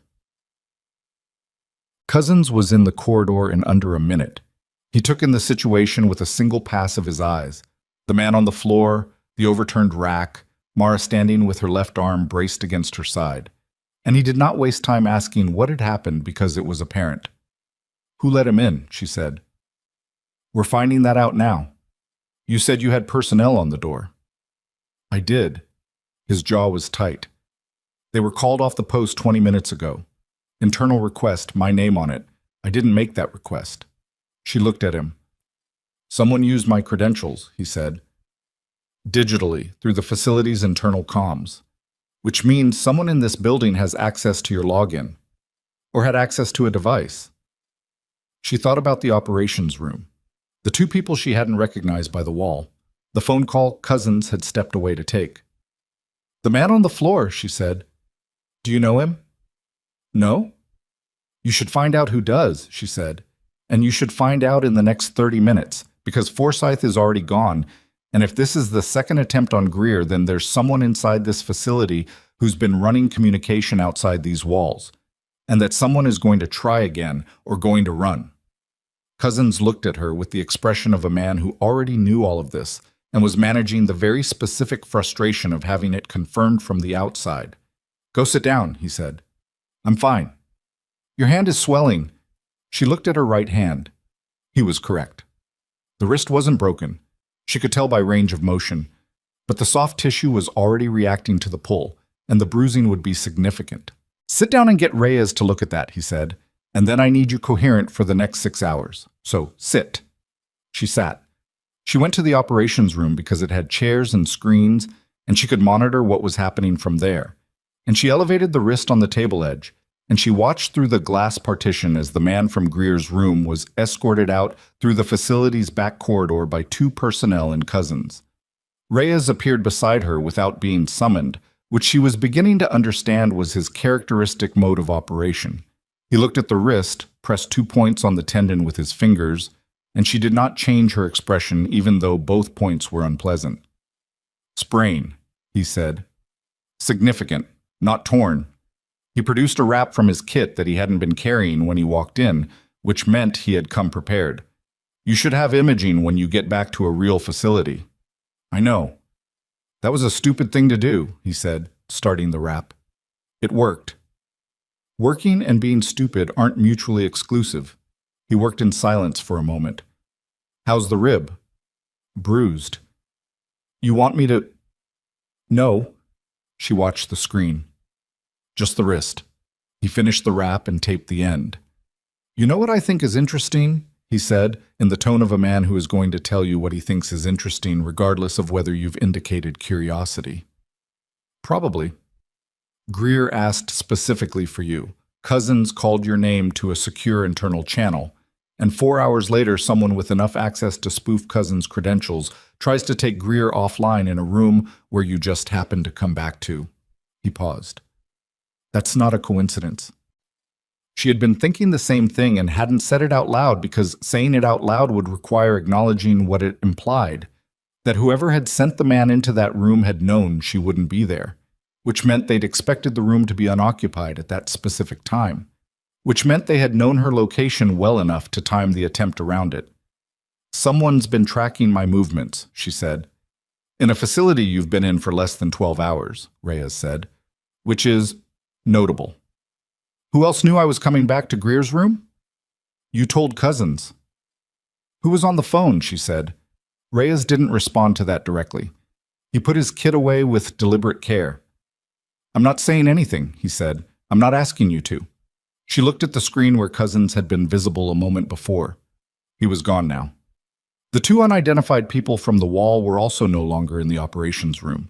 The room through the glass held one person she recognized, an admin assistant who'd been there since the beginning, and 2 screens running data she couldn't read from this angle. She needed more information. She needed it from a source she could verify. And the only source she fully trusted in this building was sitting in a medical suite with a bruised lung and an improving pulse ox. She went back to see Greer. This time she closed the door behind her and checked the room before she approached the bed. Systematic, quick, old habit. Greer watched her do it without comment. "You're wrapping your wrist," he said. "Correct. Because of the man who was in here." "Yes." He looked at the ceiling. His color hadn't changed, which was good. The monitor was reconnected and reading steadily. "He wasn't supposed to be the one," Greer said. She sat in the chair. "Explain." "Forsyth doesn't run the physical side himself. He's administration.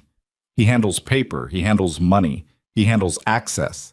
Whoever came in here is operational." He paused and breathed, the careful measure of it. "Which means Forsyth didn't run when he found out I survived. He called someone. And that someone sent a person into this facility. Through whatever gap existed." He turned his head to look at her.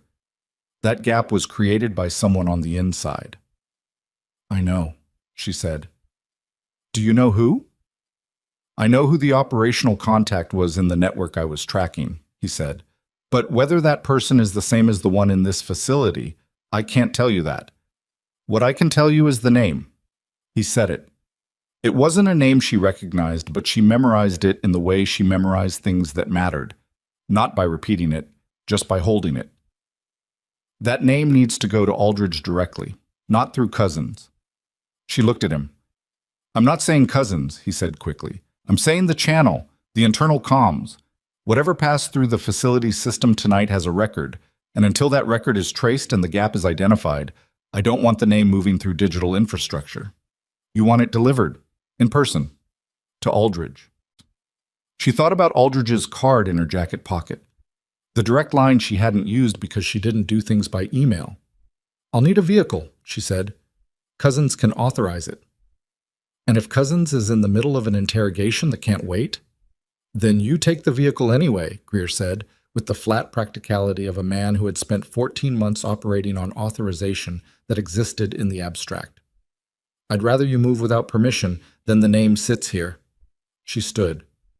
She looked at him for a moment. The monitor, the fluid line, the wrap on his chest visible through the open collar of the facility gown. "If your SATs drop below 86, you call someone. Not me.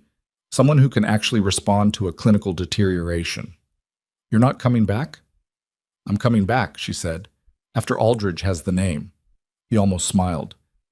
"You know, most people who come in to check on a patient don't leave with a mission." "I'm not most people," she said. "No," he said. "That's been established."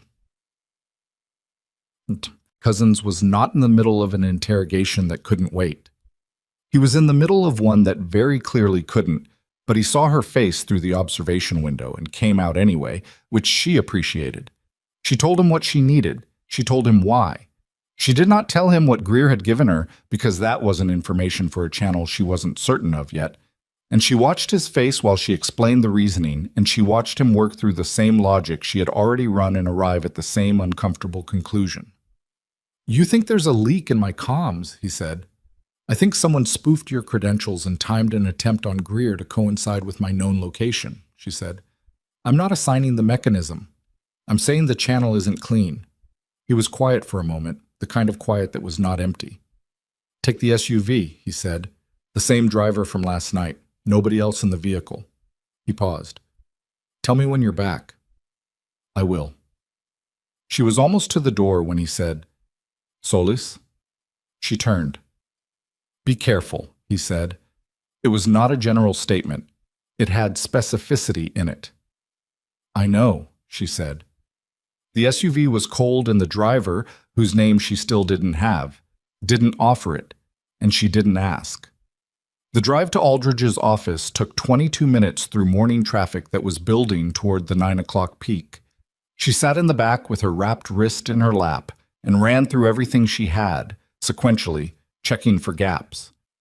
14 months. Meredith Medical, shorted inventory documented and dismissed. Forsyth signing off. Greer embedded and exposed. A modified chemical compound used as a weapon. An extraction that communicated Greer's survival through a compromised channel. A figure in a medical suite who knew when the room would be empty. And underneath all of it, present from the beginning in a way she hadn't fully connected until now. A scrub nurse flagging a medication concern during pre-op, being dismissed, being reassigned to the basement, to the supply room where the inventory discrepancies lived, where the paper trail existed that someone needed to stay quiet. The reassignment had not been only about Roman Hale's ego. Someone with more to lose had wanted her out of a position where she might keep looking at numbers that didn't add up.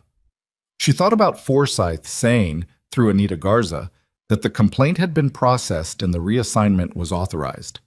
She thought about how fast it had moved, faster than the typical administrative timeline, faster than a complaint of that type usually traveled through the layers between a surgeon's request and a formal personnel action, because someone had wanted it to move fast.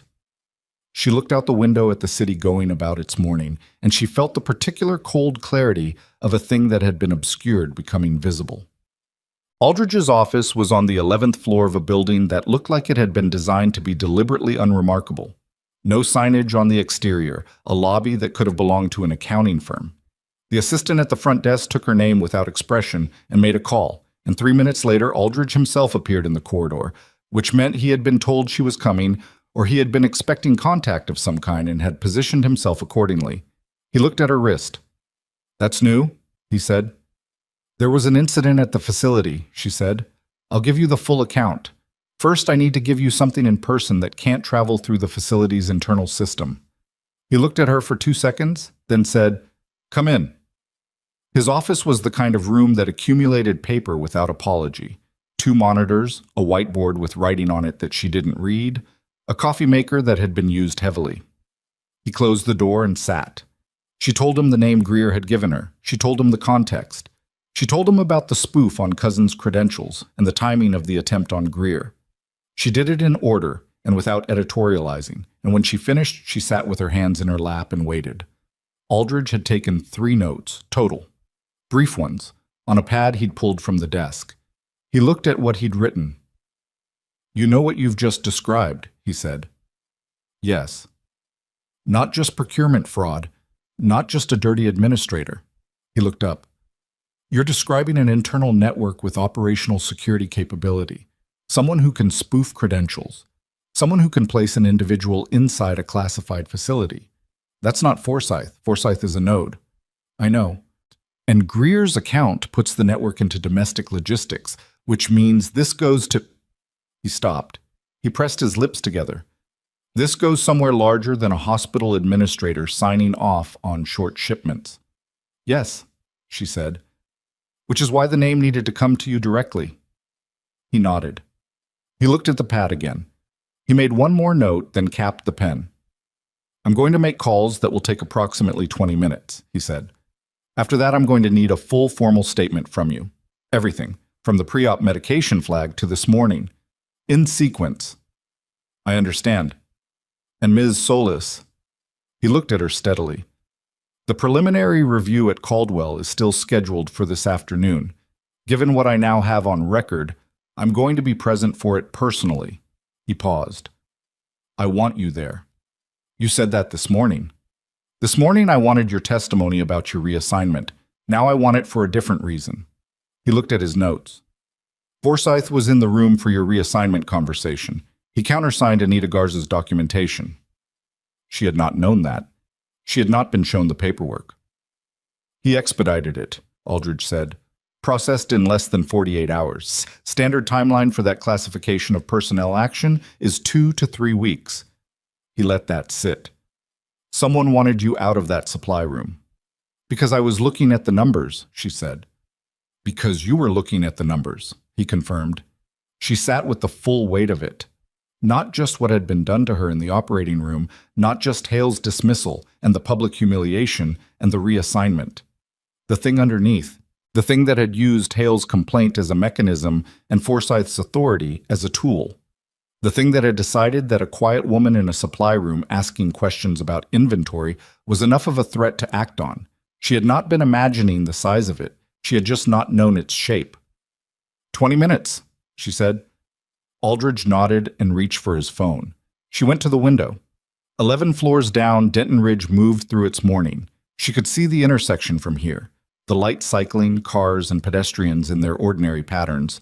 the city entirely unaware of the specific convergence happening inside this building. She thought about Curtis, about 9 years of logs, about the particular stubbornness required to keep documenting something that no one was acting on for 9 years because it was wrong, and the documentation was what you had. She took out her phone and called him. He answered on the first ring, which meant he was at his desk, which at 8:40 in the morning meant he had come in early, which meant he was anxious. "It's Mara," she said. "I know. Phoebe told me you called last night." A pause. "Are you okay? There are people here. In administration, people I don't recognize."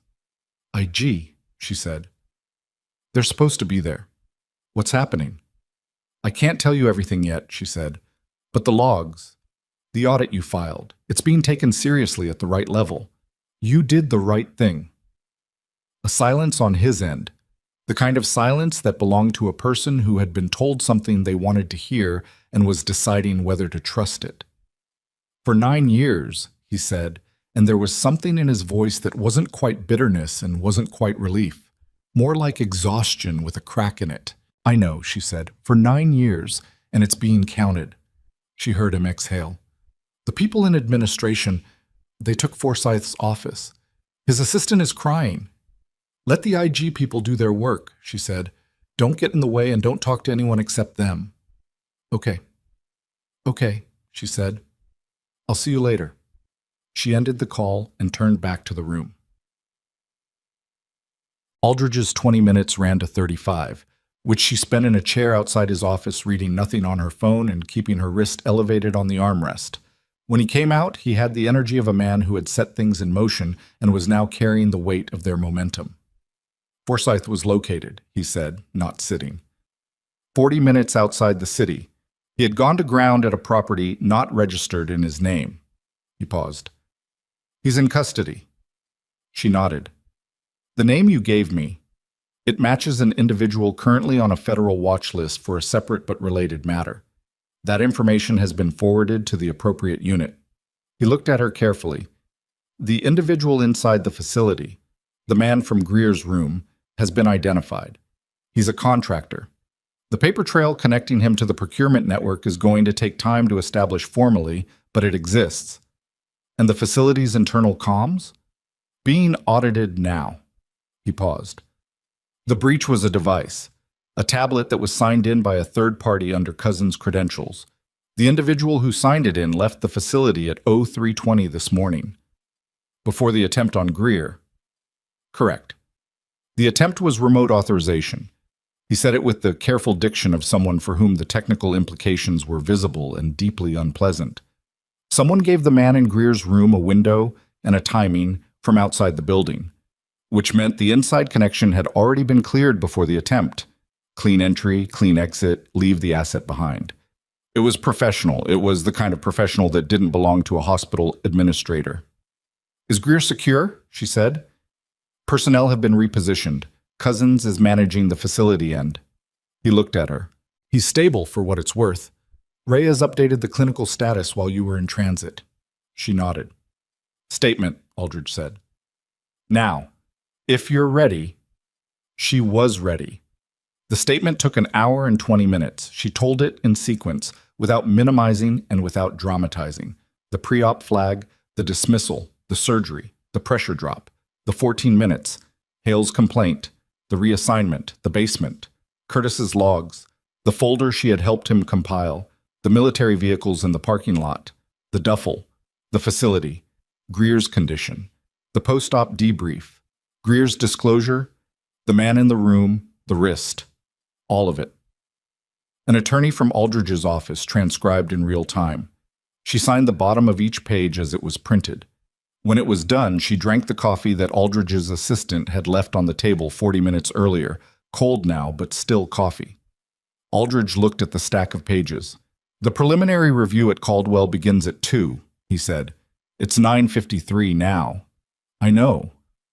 "The hospital's parent board has been briefed on the Forsyth arrest. The full board convenes this afternoon." He paused. "There's going to be significant pressure on how this review is handled. Who gets placed, who gets removed, what the public-facing account looks like. I'm not interested in the public-facing account, she said. I'm interested in the accurate account. He looked at her for a long moment. I know, he said. That's why I want you in the room. She made it back to the facility before noon. Reyes met her at the entrance, checked her wrist, told her the wrapping was adequate, but the inflammation had increased, and handed her an ice pack with the manner of a man who knew she wouldn't use it correctly, but was providing it as a statement of professional position. Cousins was in the operations room. He looked at her when she came in, and she could see from his posture that things had moved while she was gone. Not just the facility breach identification, but something else. Hale's attorney contacted the board this morning, he said. She waited. Hale has been cooperative with the IG since their visit this morning. He provided documentation of 3 separate informal conversations with Forsyth over the past 8 months, conversations in which Hale raised concerns about supply irregularities and was told, on each occasion, that they had been addressed. He paused. He has written notes from 2 of those conversations, contemporaneous. She sat down. She ran the implications through, not quickly. Roman Hale was not innocent. He had dismissed her medication concern, publicly humiliated her, filed the complaint that provided the mechanism for her removal. Those facts did not change based on Forsyth's guilt, but the picture of what had been operating behind and around his behavior was now significantly more complicated than a surgeon whose arrogance had been permitted to run unchecked. He had been, at least in part, managed. His complaint about her had been useful to someone with more at stake than OR politics. She didn't know how she felt about that. She decided she didn't need to know right now. What happens at 2? She said. The parent board convenes the preliminary review. IG is present. The hospital's legal team is present. Several attending physicians have been asked to provide accounts of the OR culture under Hale's tenure. Cousins looked at her. And you? Giving testimony? Yes. She thought about Anita Garza, who had sat across a desk from her and apologized with her hands flat on her thighs, and her voice careful, and her eyes carrying something she hadn't been able to act on. Is Garza going to be there? She said. She's been called. She did what she could, Mara said. I want that on record before anything else. Cousins looked at her with something she couldn't fully categorize. I'll note that. Note it officially. Officially, he said. Yes. She sat with the ice pack on her wrist, which she was using correctly despite Reyes's low expectations, and she looked at the screens on the wall, the transcript from Greer's debrief, the facility breach timeline, the procurement audit numbers from Meredith Medical stacked against Caldwell's receiving records. All of it visible, organized, connected, the shape of a thing that had been operating in the dark for a long time, rendered in documentation. At 1:15, her phone buzzed, a number she didn't recognize, with a Denton Ridge area code. She answered. Ms. Solis, a woman's voice, professional but strained at the edge. This is Lydia Forsyth, Marcus Forsyth's wife. Mara said nothing. I want you to know that I'm cooperating with the investigators, the woman said. Everything I have, the accounts, the correspondence, all of it. I've been giving it to them since this morning. A pause. I've known for 7 months that something was wrong. I should have said something sooner. Mara listened to the breathing on the other end of the line. I don't know why I'm calling you, Lydia Forsyth said. I think because your name keeps coming up, in his files. He had notes on you. After you were reassigned. A pause. He was monitoring you. She let that land. Why are you telling me this? She said. Because I think you should know, Lydia said. And because I don't have anyone else to tell it to who... She stopped. Who seems like they'll know what to do with it. The call ended a minute later. Mara sat with the phone in her hand. Forsyth had been monitoring her specifically, after the reassignment, which meant someone had flagged her by name, had considered her a specific risk worth tracking, which meant that somewhere in the documentation that Lydia Forsyth had been handing to investigators since morning, there was a record, potentially a detailed one, of exactly how the decision to remove her from surgical rotation had been coordinated. Not just Hale's complaint, not just Forsyth's countersignature, something more deliberate with her name attached to it. She looked at the time, 1:22, 38 minutes to the preliminary review.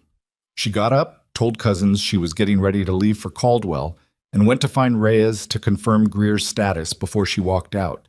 She was in the corridor between the operations room and the medical suite when her phone buzzed again. This time it was a number she recognized. Phoebe.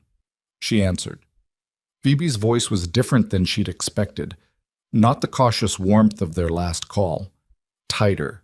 Careful in a way that had a specific texture. "Something's happening," Phoebe said. "In the building. There's a man in the lobby. He's been here for 40 minutes. He's not hospital staff, and he's not a patient, and he's not IG. I've seen the IG people, and this isn't them. He's been watching the elevators." "What does he look like?" Phoebe described him.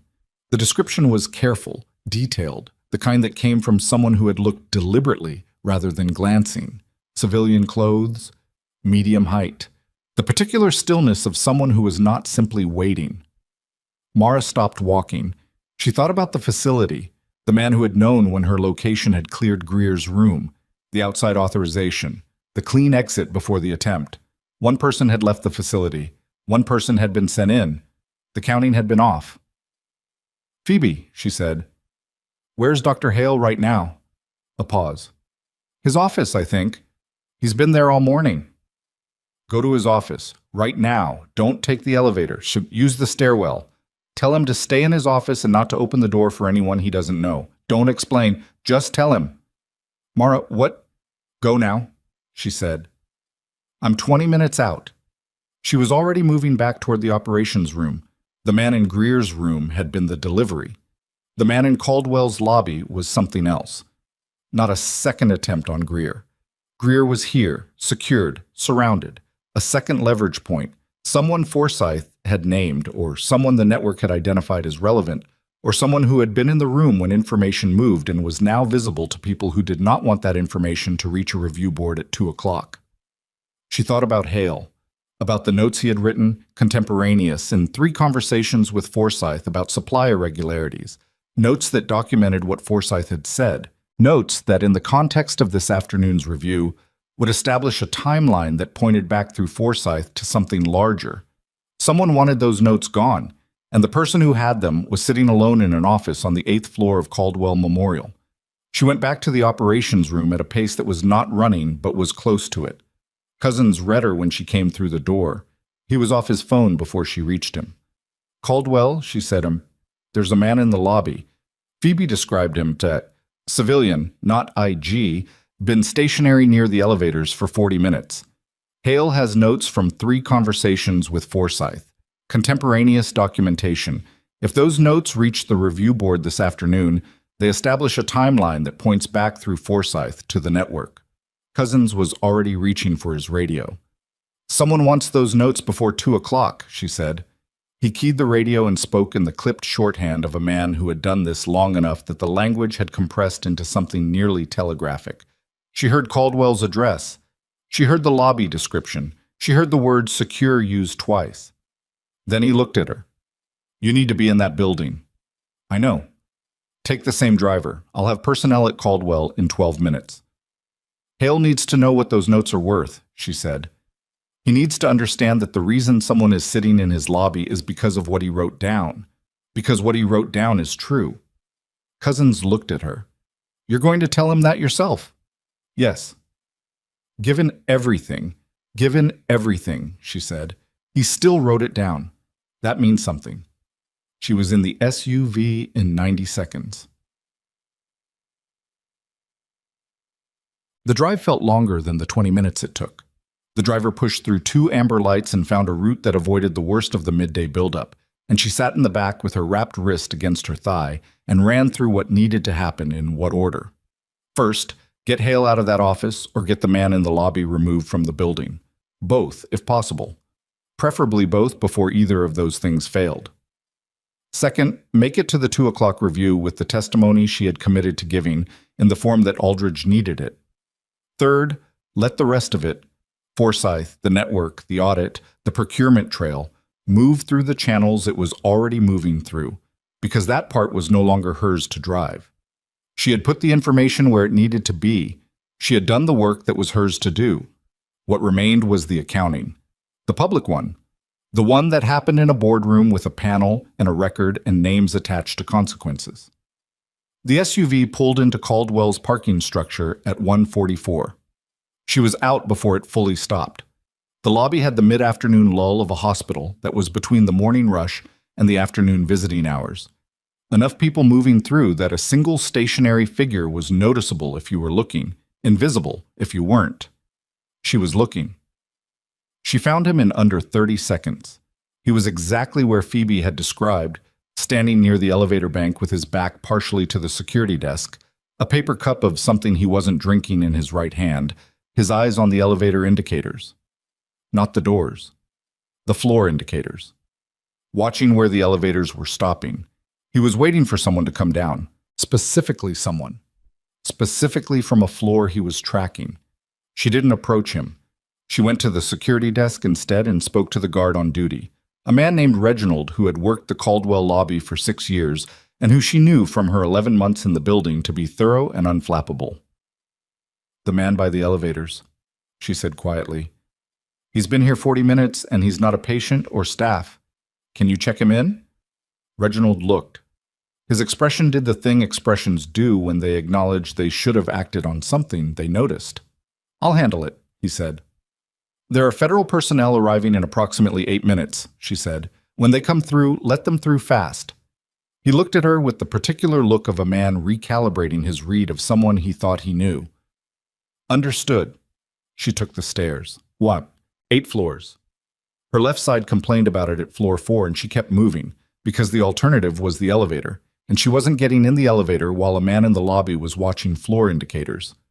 Phoebe was in the 8th floor corridor outside Hale's office when Mara pushed through the stairwell door. She had her arms crossed, and the look of someone who had followed instructions they didn't understand and had been managing anxiety about that choice for the past 18 minutes. When she saw Mara, she exhaled with her whole chest. "He's inside," Phoebe said. "He didn't ask questions. He just closed the door." "Good," Mara said. "What is happening?" "Later," she said. "I need you to go to the break room on 7 and stay there until someone from Federal comes to the floor. Don't come back up until they clear it." Phoebe started to say something. "Phoebe." She looked at her directly. "Please." Phoebe went. Mara knocked on Hale's office door. 2 knocks, deliberate. She heard movement inside. The particular sound of a large man in a chair getting up carefully, the way someone moves when they've been told not to open the door and are trying to determine whether the knock is the thing they were warned about. "It's Mara Solis," she said. A pause. Then the lock clicked and the door opened. Roman Hale looked like he had aged in ways that weren't about time. His face had the specific quality of a man who had spent the last several hours looking at himself from the outside and finding the view difficult. He was in the same clothes he'd had on when she last saw him at the facility. No lab coat now, no professional armor of any kind. Just a man in a corridor of his own hospital, looking at the person he had publicly humiliated and reassigned to a basement. He didn't say anything immediately. She understood that. Some moments didn't have an adequate opening line, and the decent thing was to not try to manufacture one. "I need to tell you something," she said. "Can I come in?" He stepped back from the door. The office was large and organized, the organization of someone who managed chaos by controlling his immediate environment. She didn't sit. She stood near the window and told him, in plain terms, what the notes he had written were worth and why someone was currently waiting in the lobby below them. He listened without interrupting. She watched his face move through the information, not smoothly, not with composure, but with the effortful processing of a man who was putting pieces into a structure that had previously made a different, more comfortable kind of sense. When she finished, he sat on the edge of his desk. "He used my complaint," he said. It was not a question. "Yes." "The reassignment, he moved it through faster because you gave him a mechanism and he had a reason to use it quickly." He looked at the floor. "I didn't know what he was." "I know." "That doesn't—" He stopped. "That doesn't excuse what I did in the OR, what I said to you." "No," she said. "It doesn't." He looked up at her. She returned the look without filling the silence with something easier, because easier wasn't what the moment required, and she had learned a long time ago that the kindness of letting someone sit in what they'd done was more honest than the kindness of absolving them before they'd earned it. "The notes," she said. "Where are they?" He crossed to his desk and opened the second drawer and produced a manila folder.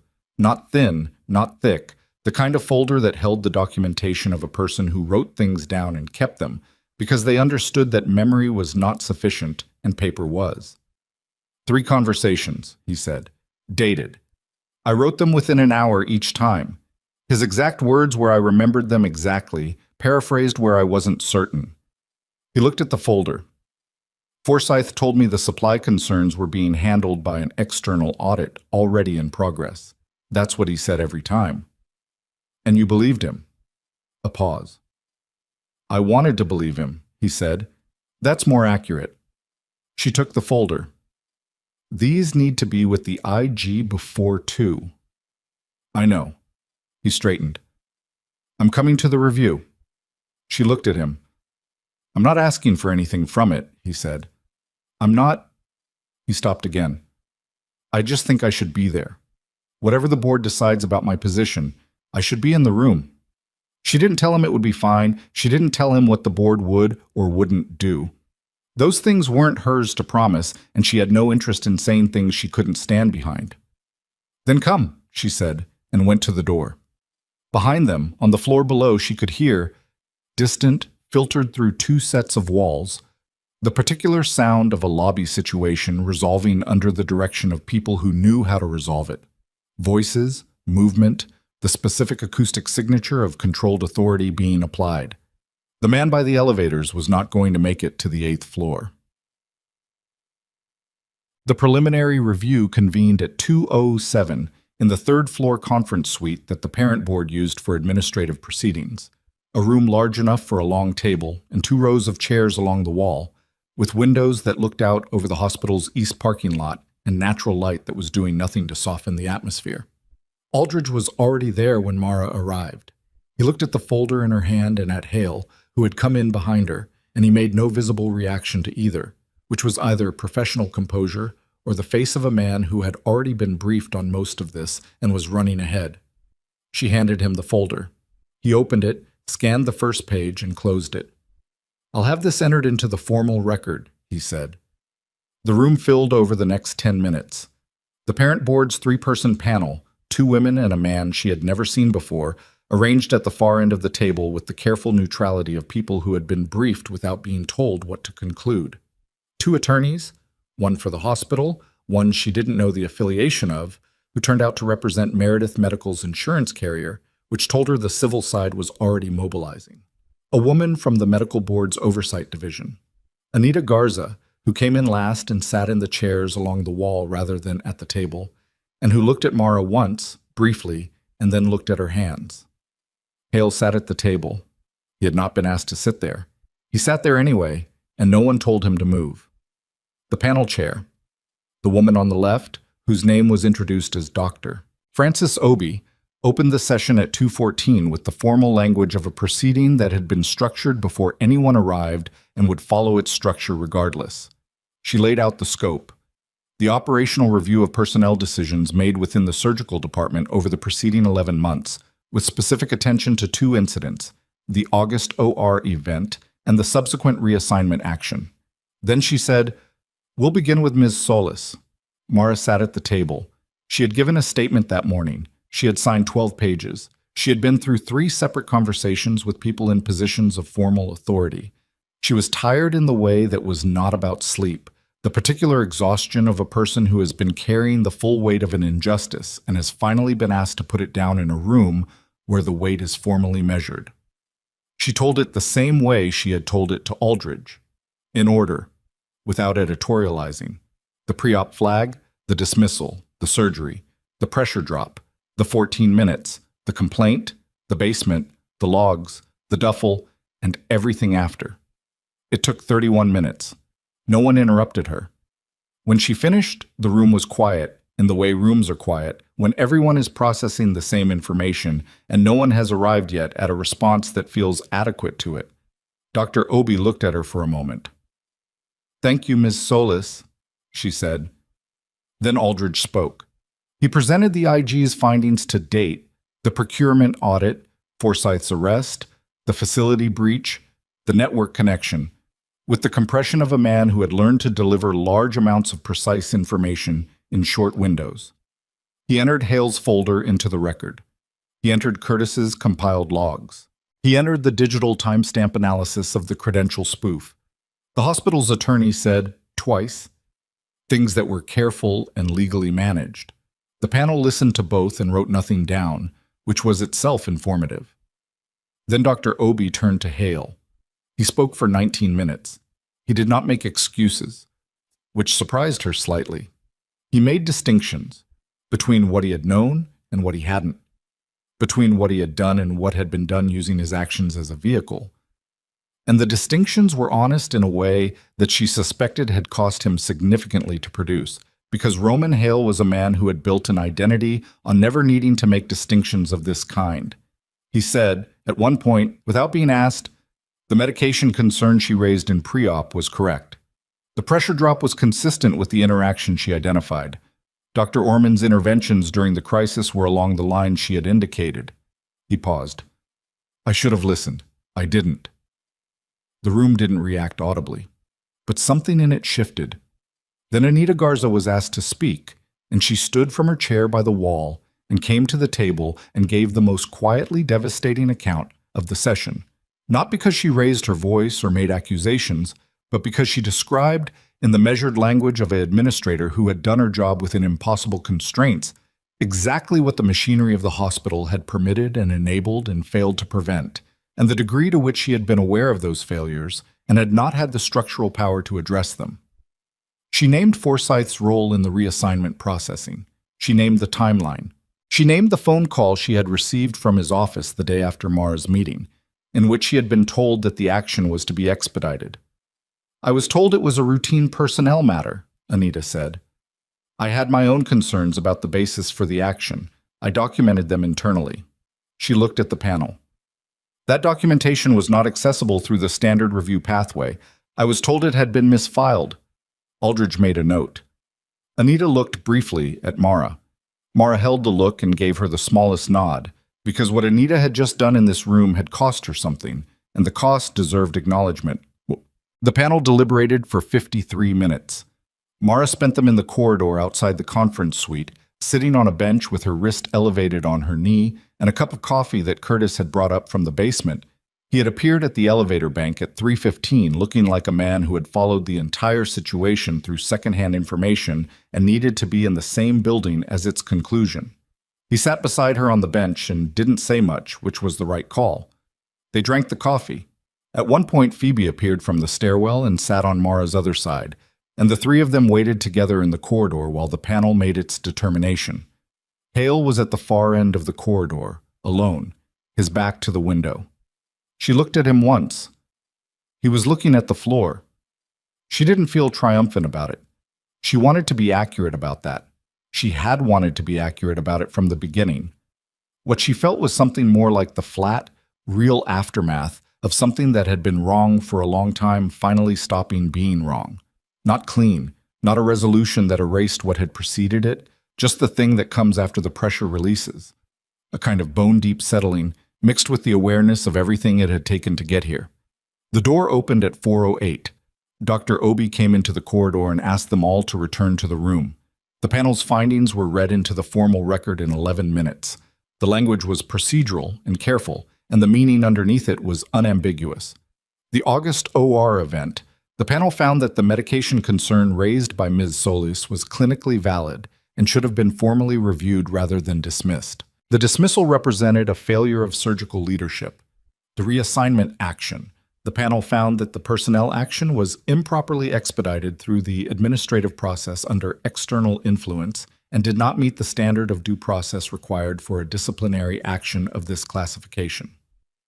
The action was formally reversed and expunged from the record. Dr. Roman Hale. The panel found that his conduct in the OR constituted a pattern of behavior that had been documented and unreported, and that his role in the reassignment, while complicated by the external influence now under federal investigation, included failures of professional responsibility that required remediation. He was suspended from surgical duties pending a formal competency review. His position as senior attending was placed under administrative review. The panel further recommended that the hospital's parent organization commission an independent audit of personnel actions processed during Marcus Forsyth's administrative tenure. And then Dr. Obi looked up from the document and looked at Mara directly. "The record reflects," she said, "that Ms. Solis acted with clinical accuracy and professional integrity throughout the events under review. The panel recommends that her service record at this institution be restored in full, with a formal letter of acknowledgement entered by the parent board." The room was quiet. Mara looked at her hands on the table, her wrapped wrist, the small, ordinary fact of them. She thought about the operating room 8 months ago. She thought about the particular humiliation of being talked about in the third person while you were standing in the room. She thought about the elevator going down to the basement, and the fluorescent lights, and Curtis with his clipboard, and the cold in the inventory terminal, and the 9 years of logs that no one had acted on.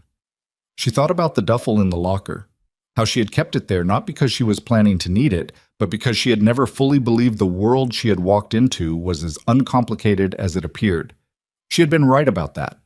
She had been right, and the rightness of it had cost her considerably, and neither of those things canceled the other. She looked up. "Thank you," she said, to the panel, and she meant it without performance. The building took a long time to empty after the session ended. There were attorneys talking to each other in corners, administrators on phones, the particular administrative aftermath of a formal proceeding that had produced findings significant enough to require immediate action on multiple fronts. Hale left without speaking to her.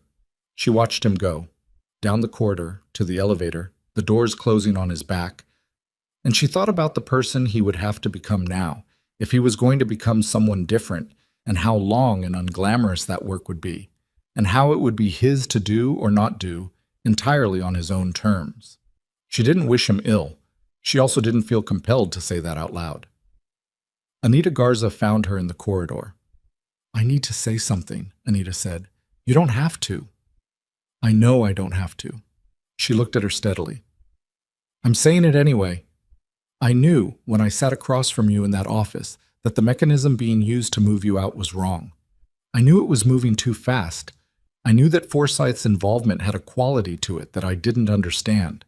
She paused. "I told myself I didn't have the standing to act on it. You may not have." "No, but I also didn't try." She pressed her lips together briefly.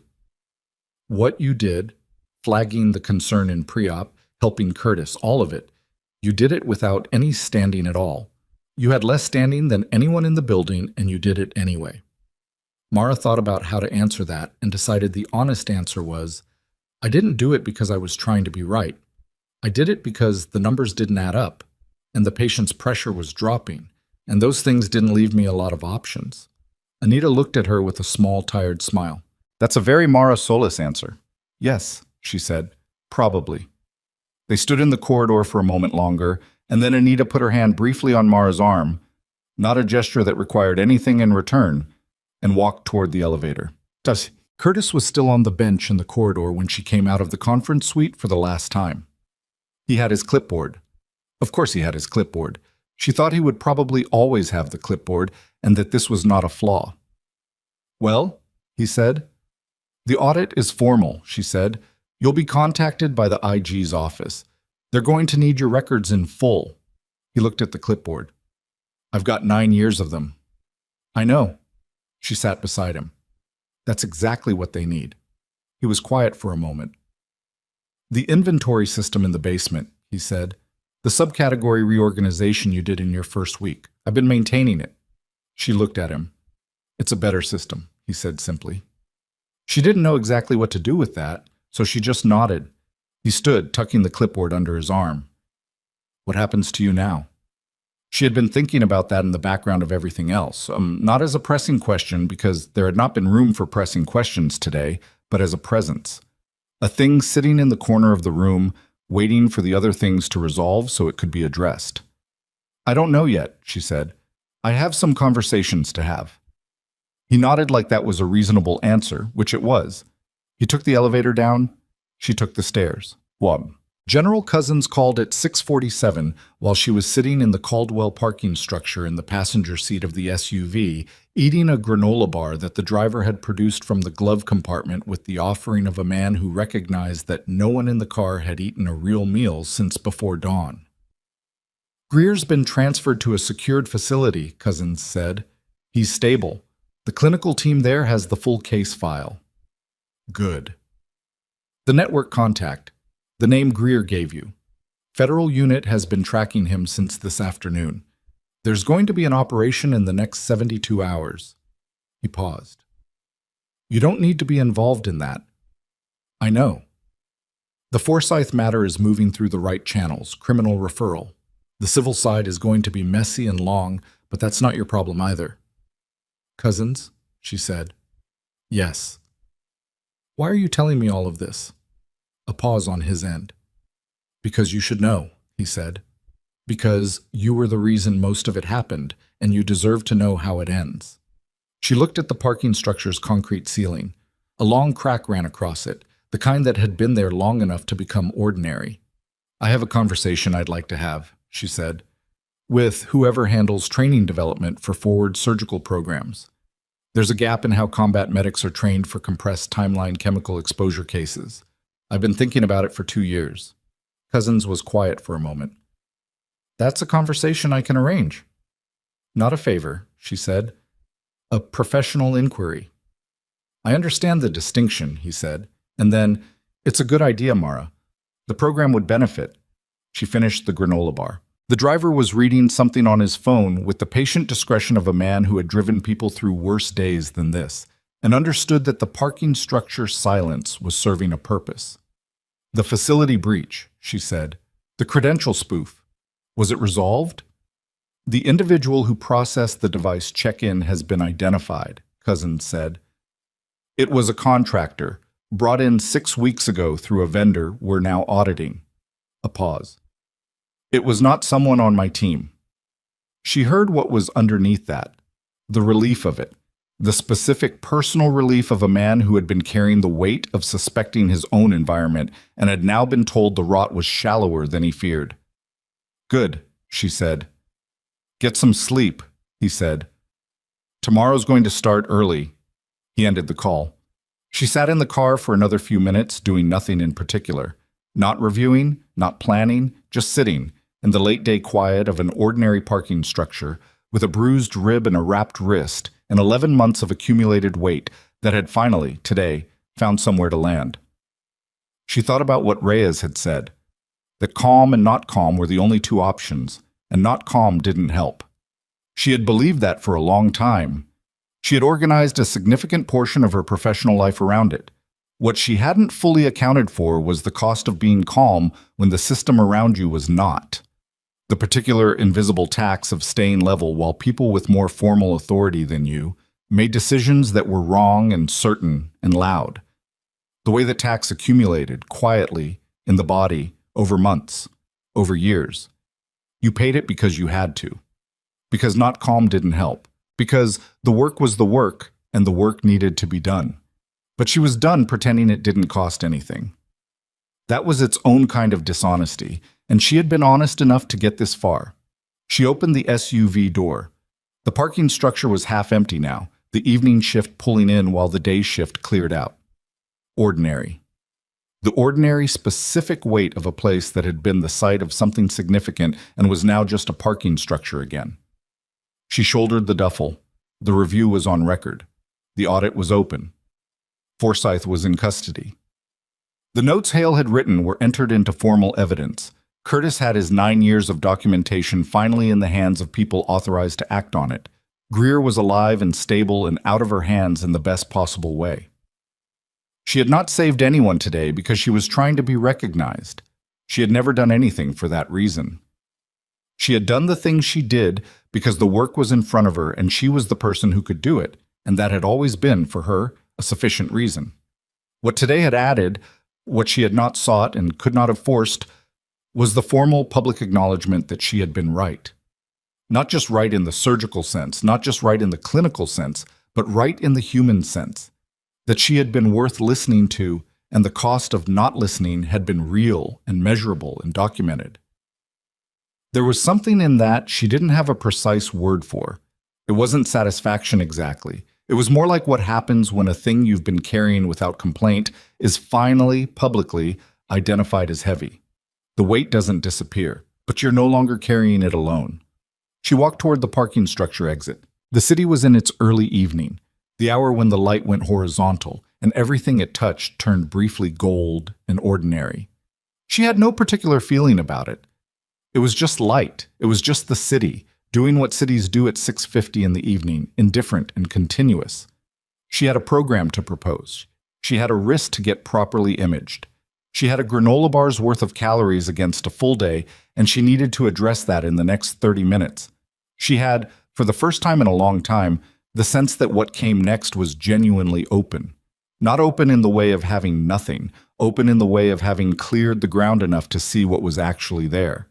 The people who had dismissed her had done so because they had read her stillness as absence, as nothing behind the quiet, as a woman standing at an instrument table who was simply there to hand things over and step back. That was their mistake, and they had paid the full cost of it, and she was not going to spend another minute of her life performing noise to prevent people from making it again. She was who she was. She had always been who she was. And the things she had learned, the things she had earned at the cost of 8 months and one irreversible accounting, was this: you don't have to be loud to be real. You don't have to announce yourself to exist. But when the moment demands everything you have, you show up with the duffel already packed. Because the work doesn't wait for permission, and neither should you.